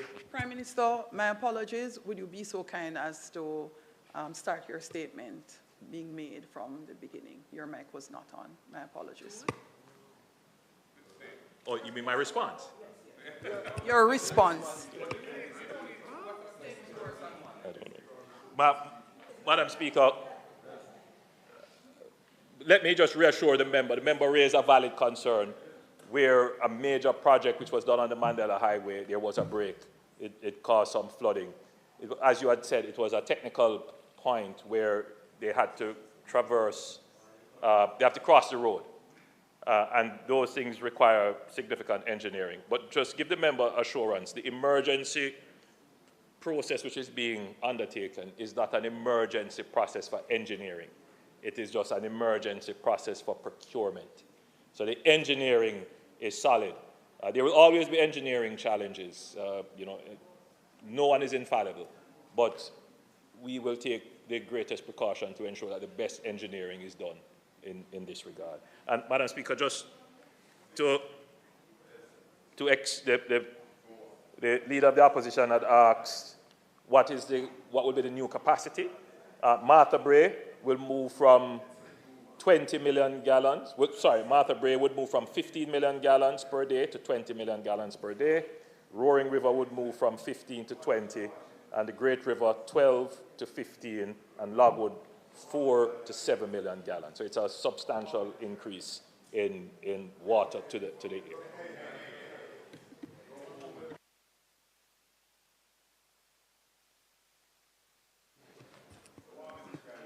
House Leader. Madam Speaker, The reversion to the public business to enable the Minister of Legal and Constitutional Affairs, the Honorable Marlene Malahoo, to take the amendment to Section 61 of the Constitution, a bill which is in her name. May it please you, Madam Speaker.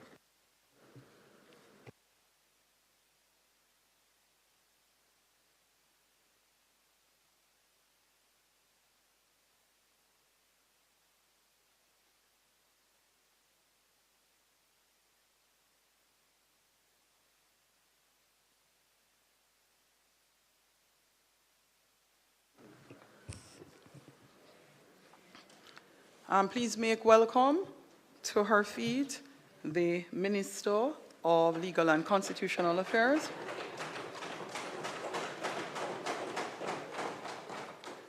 Member from St. James West Central.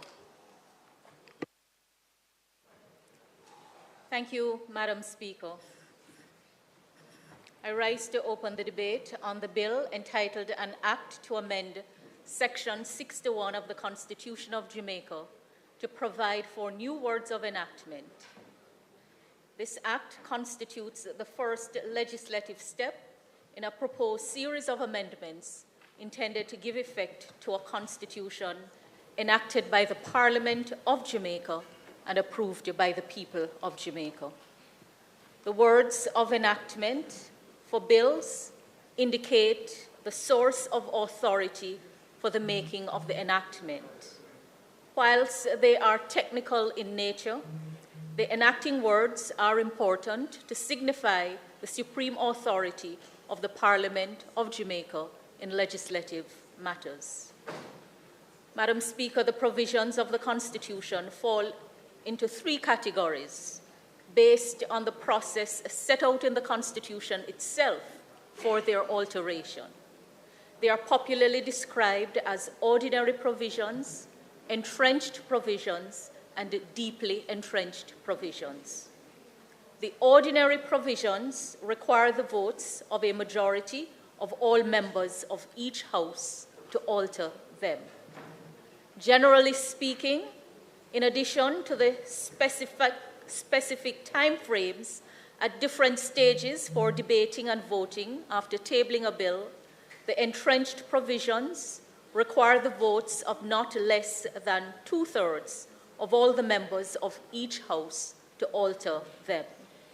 Again, Madam Speaker, generally speaking, in addition to the specific time frames at different stages for debating and voting after tabling a bill, the deeply entrenched provisions require the majority votes of the electorate to approve any alteration in addition to the votes of not less than 2/3 of all the members of each House. I should point out that the Constitution also makes provision for the rejection by the Senate of a bill passed by the House to go to the electorate, specifying an approval threshold of 3/5 of the votes for entrenched provisions and 2/3 of the votes for deeply entrenched provisions. Section 34 of the Constitution provides that there shall be a Parliament of Jamaica which shall consist of Her Majesty, a Senate, and a House of Representatives. This is a deeply entrenched provision. Subsection 1 of Section 60 provides that a bill shall not become law until the Governor-General has assented thereto in Her Majesty's name and on Her Majesty's behalf, and has signed it in token of such assent. Assenting to a bill is therefore the legislative role of the monarch as part of the Parliament. Although subsection 1 of Section 60 is not expressly listed among those sections regarded as either entrenched or deeply entrenched, it is nevertheless entrenched by implication on the application of case law because of its relationship to Section 34. Entrenchment, by implication, is as a result of the application of the principles set out by the Privy Council in the case of Marshall Burnett. Section 61 is an ordinary provision which is neither expressly nor impliedly entrenched. Any alteration to this provision, which does not affect the legislative role of the monarch, requires only the votes of a majority of all the members of each house to pass. In other words, Madam Speaker, alteration of Section 61, as we propose, requires the vote of the absolute majority of each house to pass. Section 61 prescribes the words of enactment that must accompany every bill tabled in the Parliament and presented to the Governor-General for assent. In the case of most bills, the prescribed words of enactment are, "Be it enacted by the Queen's most excellent Majesty, by and with the advice and consent of the Senate and House of Representatives of Jamaica, and by the authority of the same as follows." Section 61 further sets out the words of enactment for bills brought under specific sections of the Constitution. That is to say, sections 37, 49, 56, and 57. Madam Speaker, the passing of the Queen of England brought the wording of the words of enactment into sharp focus, given the explicit reference to the Queen in keeping with the role of the monarch as Jamaica's head of state and part of the Parliament. Different views contended on the approach to take in the aftermath of Queen Elizabeth II's death. Subsection 12 of Section 1 of the Constitution provides that the United Kingdom Interpretation Act of 1889 is to be used for interpreting the Constitution. Section 30 of that Interpretation Act provides that references to the sovereign or the crown are to be construed as references to the sovereign for the time being. Notwithstanding the transitional effect of Section 30 of the 1889 Interpretation Act, the removal of the references to the deceased Queen is considered to be important. Madam Speaker, the better view is that while you may find the meaning of the words of the Constitution by interpreting them in accordance with the Interpretation Act, you cannot change the actual words of the Constitution by that means. The actual words can only be changed by the passing of a bill in keeping with the prescribed procedure set out in the Constitution itself. The need to reformulate the enacting words was considered by the Constitutional Commission of Jamaica in its 1993 report. The Commission proposed that the existing words of enactment be replaced with the people and Parliament of Jamaica. The proposal was made in the context of Jamaica transitioning from being a constitutional monarchy to a republic.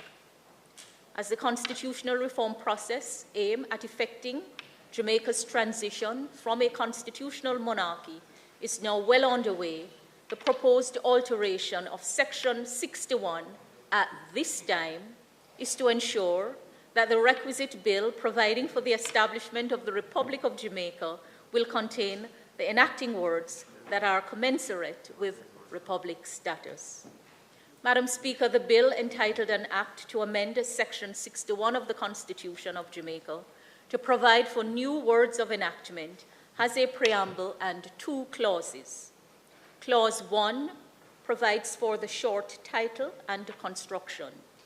When the bill is passed into law, the Act is to be cited as the Constitution Amendment of Section 61 Act 2024, but the provisions are to be read and construed as one with the Constitution of Jamaica and all amendments thereto. Clause 2 provides for the amendment of Section 61 of the Constitution. It has 5 sub-clauses. Subclause A provides for the amendment of subsection 1 of Section 61 in 3 material particulars. 1, deletion of the words "the Governor-General for assent" and substituting therefore the word "Parliament." 2, deletion of the words "or a bill for an act to which Section 50 of this Constitution refers." Madam Speaker, it should be recalled that Section 50 was deleted from the Constitution when the Charter of Fundamental Rights and Freedom was passed into law. Thirdly, deletion of the words "the Queen Most Excellent Majesty" and substituting therefore the words "the Parliament of Jamaica." Subclause B, Madam Speaker, provides for the amendments of subsection 2 of Section 61 by deletion of the words "the Governor-General for assent" and substituting therefore the word "Parliament," and deletion of the words "the Queen's Most Excellent Majesty" and substitution with the words "the Parliament of Jamaica." Subclause C provides for the amendment of subsection 2 of Section 61 by deletion of the words "the Governor-General for assent" and substituting, therefore, the word "Parliament" and the words "the Queen Most Excellent Majesty" with the words "the Parliament of Jamaica." Subclause C provides for the amendment of subsections 3 and 5 of Section 61 by deletion of the existing words of enactment and substitution of the new words, and those are set out. The new words would be it enacted by the Parliament of Jamaica by and with the advice and consent of the Senate and the House of Representatives of Jamaica, or the House of Representatives of Jamaica, as the case may be, in accordance with the provisions of Section 49 of the Constitution and by the authority of the same as follows. And in the other subsection, the substituted words of enactment will read, be it enacted by the Parliament and people of Jamaica by and with the advice and consent of the Senate and the House of Representatives of Jamaica, or the House of Representatives of Jamaica, as the case may be, in accordance with the provisions of Section 49 of the Constitution and by the authority of the same. Madam Speaker, subclause D provides for the amendment of subsection 5 of Section 61 by deletion of the words "the Governor-General for assent." Subclause E provides for the amendment of subsection 6 by the insertion immediately after the word subsection 3, the words, comma, subsection 4. Madam Speaker, this is a historic step being taken today. The bill is short, it is non-contentious, provides for modern words of enactment. It is non-controversial. I commend it to the Honourable House and look forward to the support of all members in the interest of Jamaica, land we love.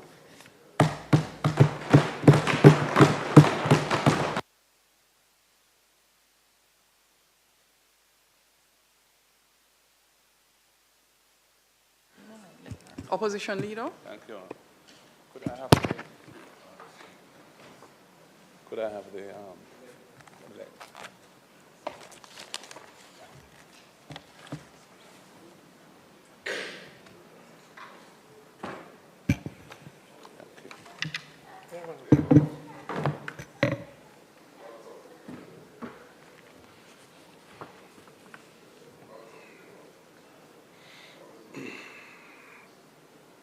Thank you, Madam Speaker.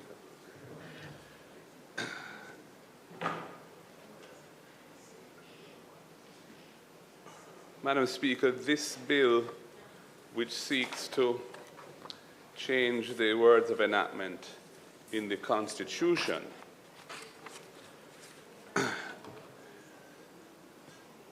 would one have thought have been included in the legislation to enact the new Constitution? That would have been, I think, what most people would have expected to see, because it is removing references from the words of enactment to the Queen's Most Excellent Majesty and so on, and replacing them with language that makes no reference to the sovereign. And given that we don't yet have legislation to enact the new Constitution to make Jamaica a republic, we are faced today with a bill that will be changing the words of enactment by removing the references to the Queen, but at the same time, for this bill to become law, the Governor-General's assent is required under Section 60, and he will be giving that assent for and on behalf of Her Majesty.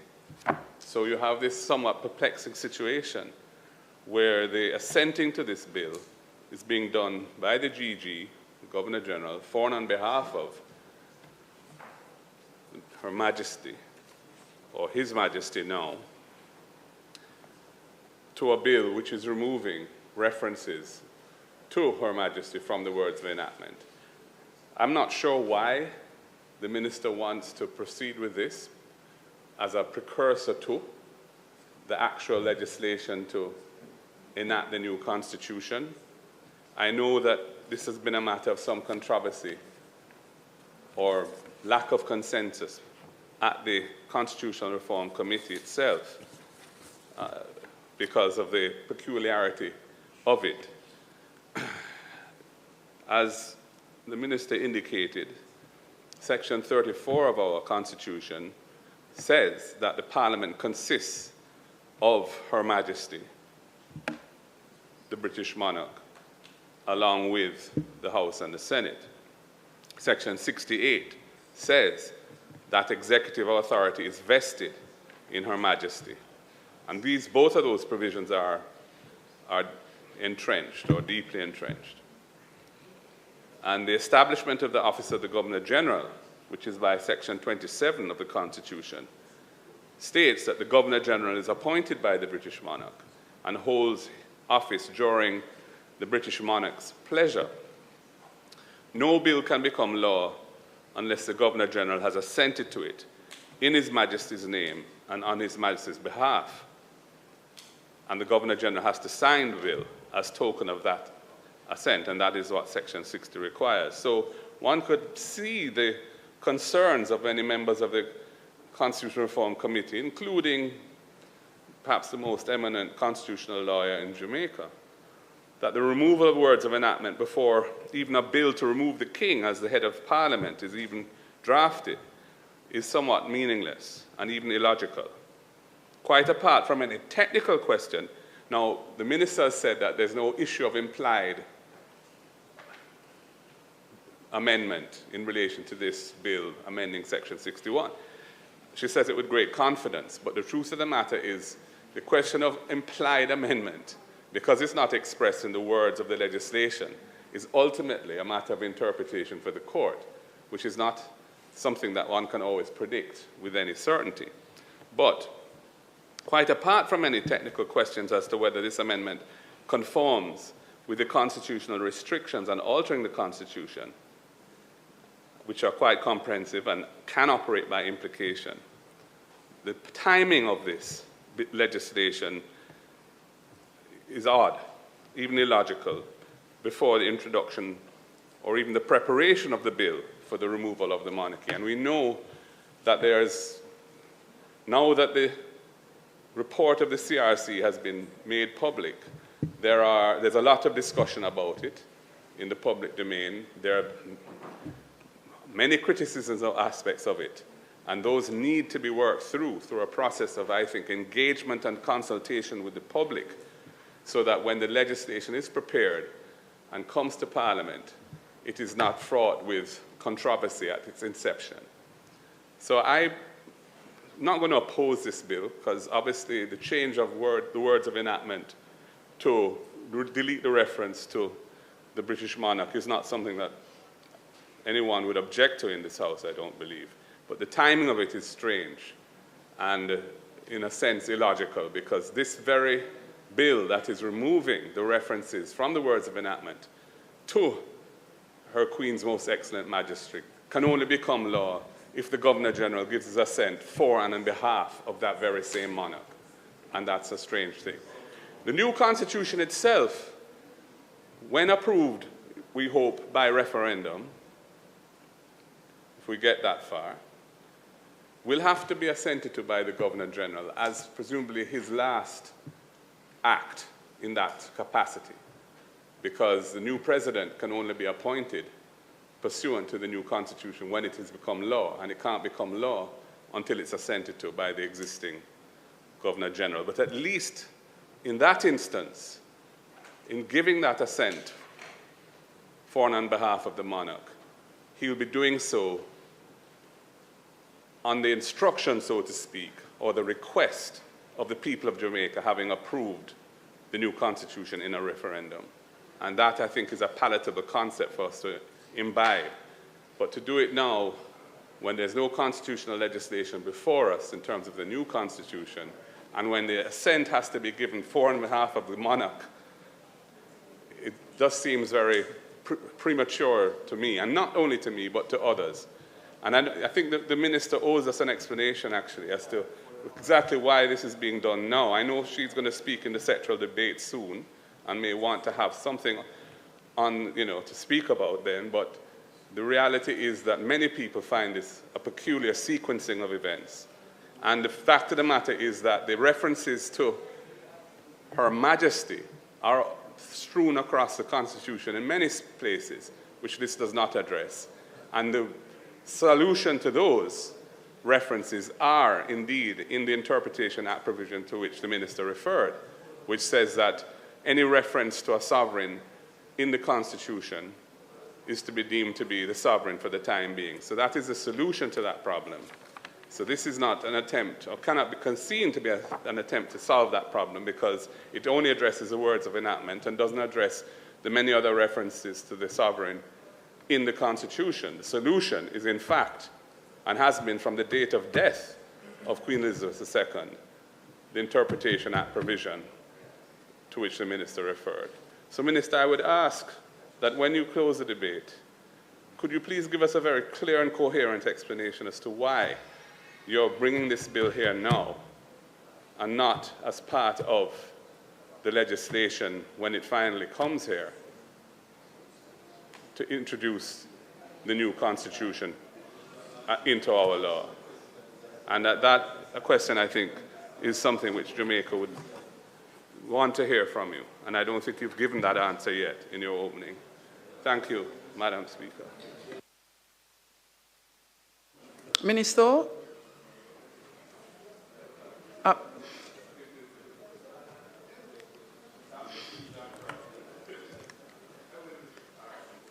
will you await responding pending Member Hilton's? Member Hilton, you're next.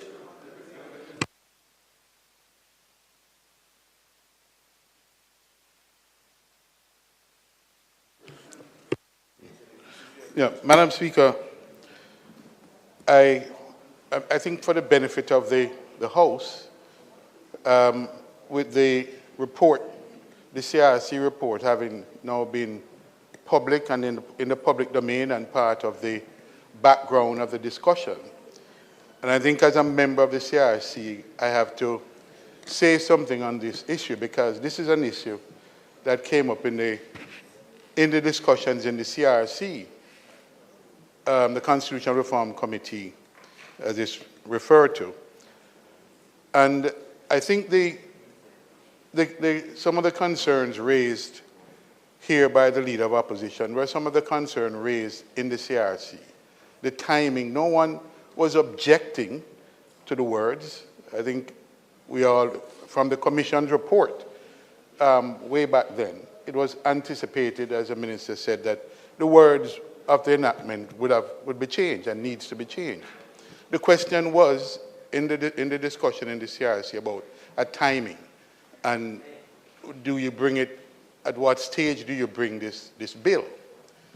And part of it was about the two things, if I remembered. I remember my own views were, which is the symbolism that is involved, and also because of the criticism that has been leveled at the CRC from the very outset, that the people thought that the CRC was not consultative enough and engaging them sufficiently, that some of us were concerned that this would be a miscue to the public at large, and that would just ignite other references and discussion. And I think the point about the symbolism is important, because this is an act that really presumes or presupposes or anticipates the support of the people for changing the Constitution and amending the Constitution in the ways that is being recommended by the report and by the CRC.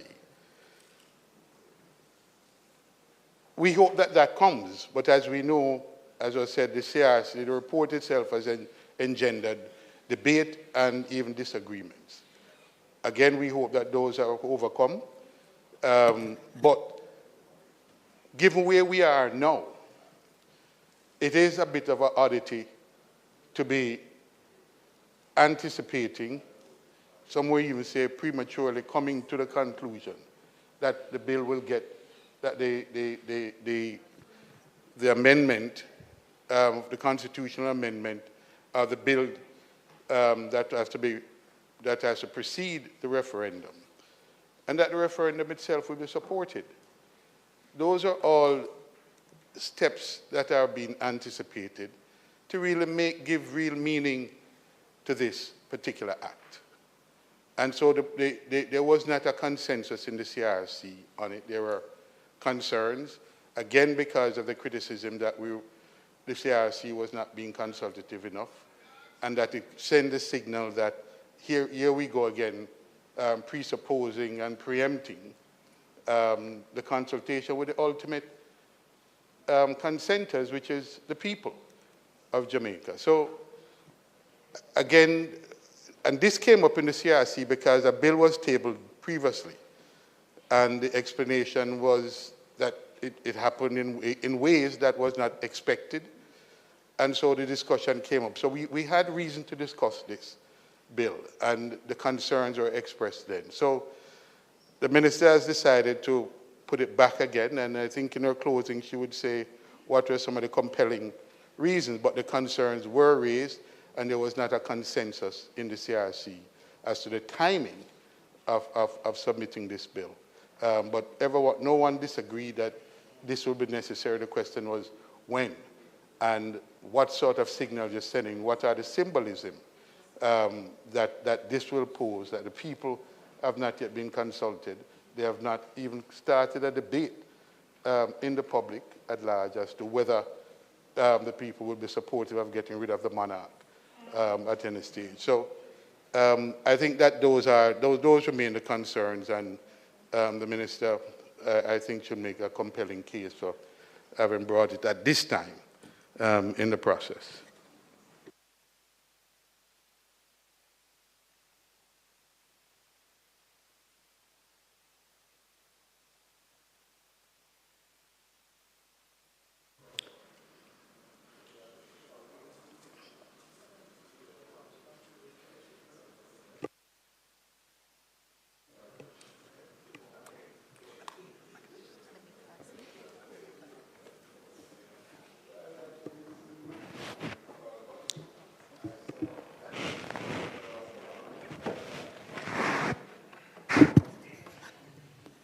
Member from St. Catherine East Central.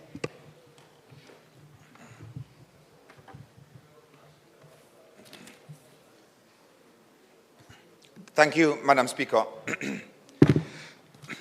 Madam Speaker, as a student of history, and the great-great-great-great-grandson of enslaved people, having listened to the minister with responsibility for constitutional amendments, I can truly state that I stand here with immense pride today to know that finally we have brought legislation to this Parliament on the road to becoming a republic. Madam Speaker, this is certainly a historic step to remove the final shackles of colonialism as we proceed with constitutional amendments on the road, on the long overdue road, Madam Speaker, to becoming a republic, to gaining true political independence, which is the hallmark of self-determination. Madam Speaker, the history of our nation is riddled with tales of the sacrifices of all our forefathers. And it is those sacrifices that led to what I like to consider partial independence in 1962. Madam Speaker, that independence in 1962 must be deemed as only partial independence because we are still politically linked to a monarch, to a sovereign who resides in England. And having listened to the words of Madam Minister that would seek to have Jamaica become a republic with the words ultimately that all bills, legislation, acts, etc., the whole governance structure of Jamaica resides with the people and the Parliament of Jamaica are very important considerations. Madam Speaker, these are considerations that every single son and daughter of a people formerly enslaved should rejoice that we are on this road to become a republic and to rid ourselves of the shackles of colonialism, the shackles of a monarch thousands of miles away, and letting every single Jamaican youth understand that true self-determination means that you can have as your head of state your own people born and bred in Jamaica, your own people who understand what it means to have the complete interest of all Jamaicans at hand whilst ensuring, my lady, that the interest of your nation comes first. And so, my lady, Madam Speaker, I stand here in support of this historic change, recognizing that ultimately, in our jurisdiction, in Jamaica, all matters must be concluded by the Parliament and people of Jamaica without reference to any sovereign monarch. Thank you, Madam Speaker.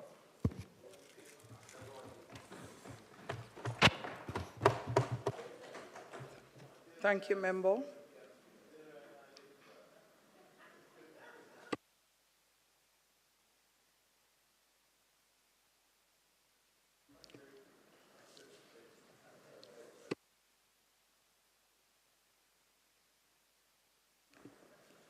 It would appear that there are no further contributions at this time. May I ask the House to allow us 5 minutes of recess?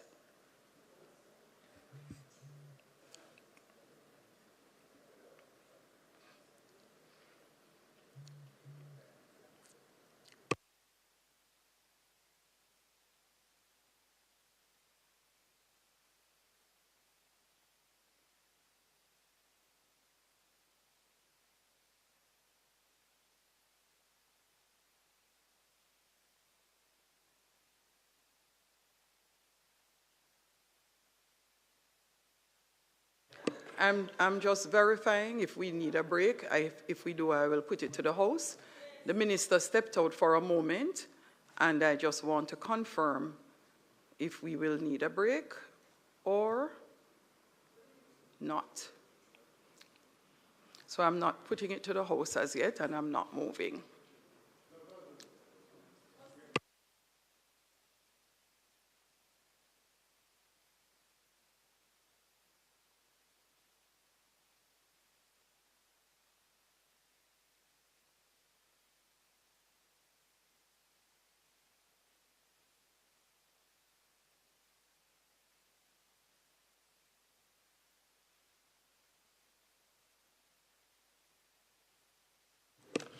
Members, I'm putting to the House that we take a short recess for no more than 5 minutes. Those in favor? Those against? The ayes have it. We will reconvene at 6:27.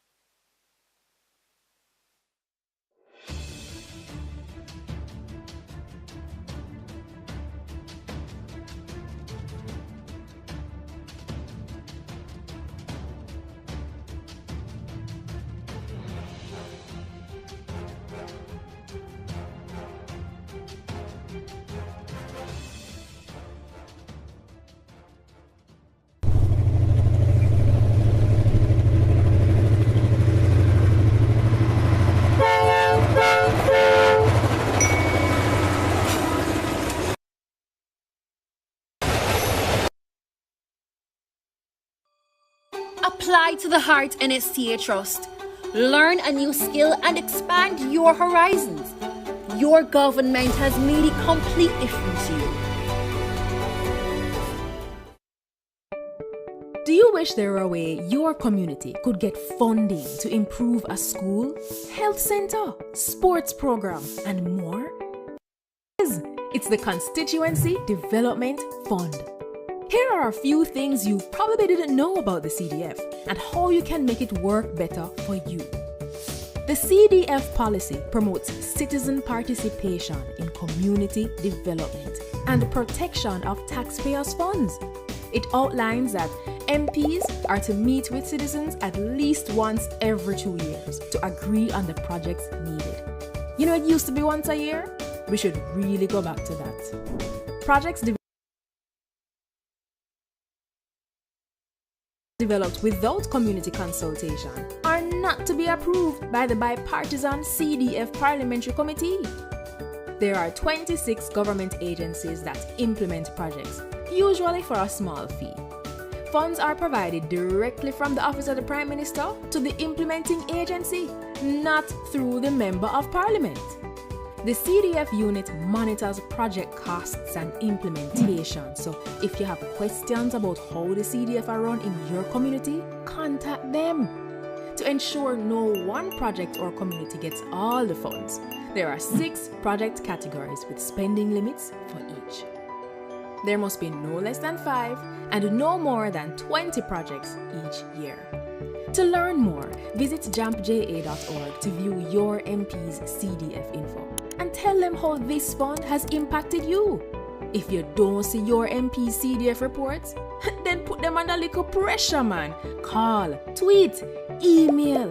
Ask them when they'll submit it and when is the next CDF meeting. Change is possible. It's already happening. What we need is you. A message from the Jamaica Accountability Meter Portal, funded by the European Union and the Inter-American Development Bank in partnership with the Private Sector Organization of Jamaica.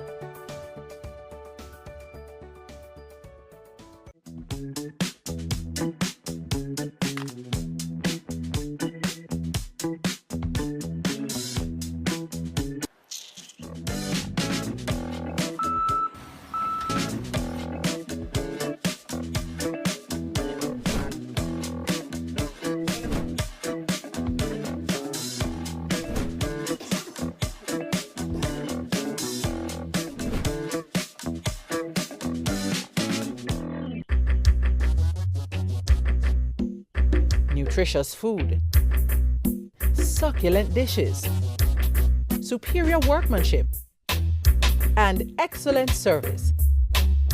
Jamaica is on the go. Let's grow what we eat and eat what we grow. Let's harness the indomitable spirit of our most valued resource, our people. Let's support our local businesses. After all, buying Jamaican means building Jamaica.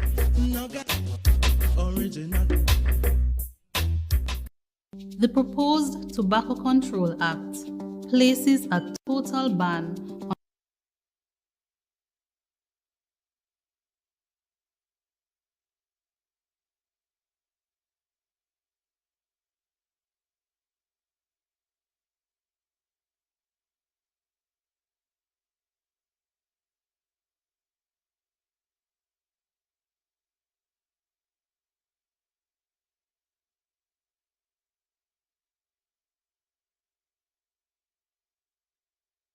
Cook it up and make we steam it.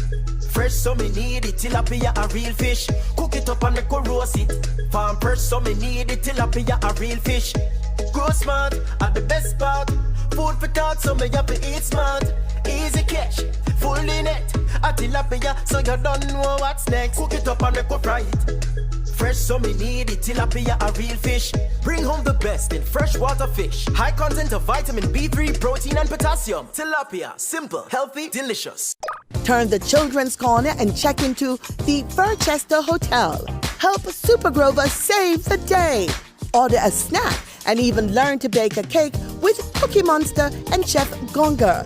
It's Elmo's wonderful world and we're living in it. Friends, food, and fun. It's always a great time. Sesame Street, Monday to Saturday inside Children's Corner on PBCJ, the People's Station.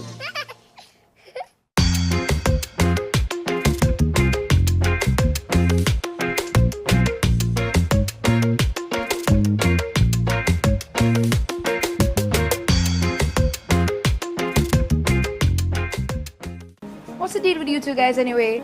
I don't want to be stepping on anybody's toes, you know. You really don't need this man.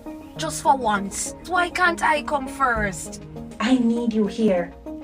I'm not leaving here without you. Tune in to PBCJ this Sunday at 8 p.m. for the season premiere of Mirrors in Paradise.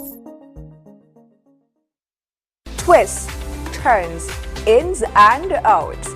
From the four corners of the earth, PBCJ presents Globe-Trotting Yardie with Carol Francis. There are numerous ways of traveling across the city of Delhi. Tantalizing, breathtaking, and revealing, bringing you the wonders of travel from across the world. That's Globe-Trotting Yardie right here on PBCJ, the People's Station.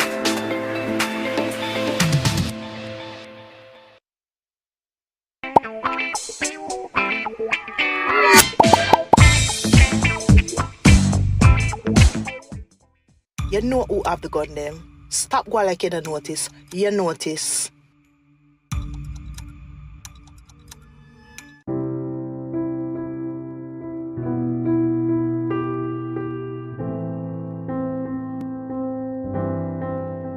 Love might just be a four-letter word, but it means a lot to persons who handle it with care. Love is patient. Love is kind. Love does not envy and it does not boast. Love is caring. Love is sharing. Love is something that makes you feel happy. Love is both a feeling and an emotion. I might not love you as I should, but I love you more than any other human could.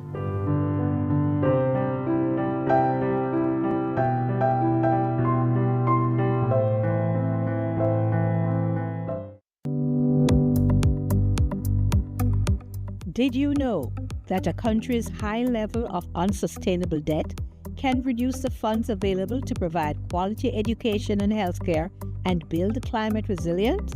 The Caribbean debt crisis hinders our potential to thrive. It is time we unlock our full potential by addressing the debt crisis and promoting climate justice. It will require a collective effort, and your voice counts. Join us in the fight for debt relief, climate justice, and to cancel Caribbean debt for sustainable growth.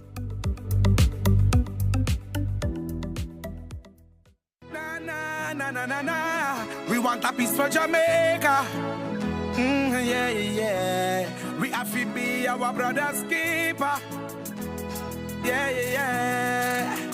Jamaica live good, yeah. I make we enjoy life. What we feel safe at night. Jamaica live good. I better you and I. No say we future bright.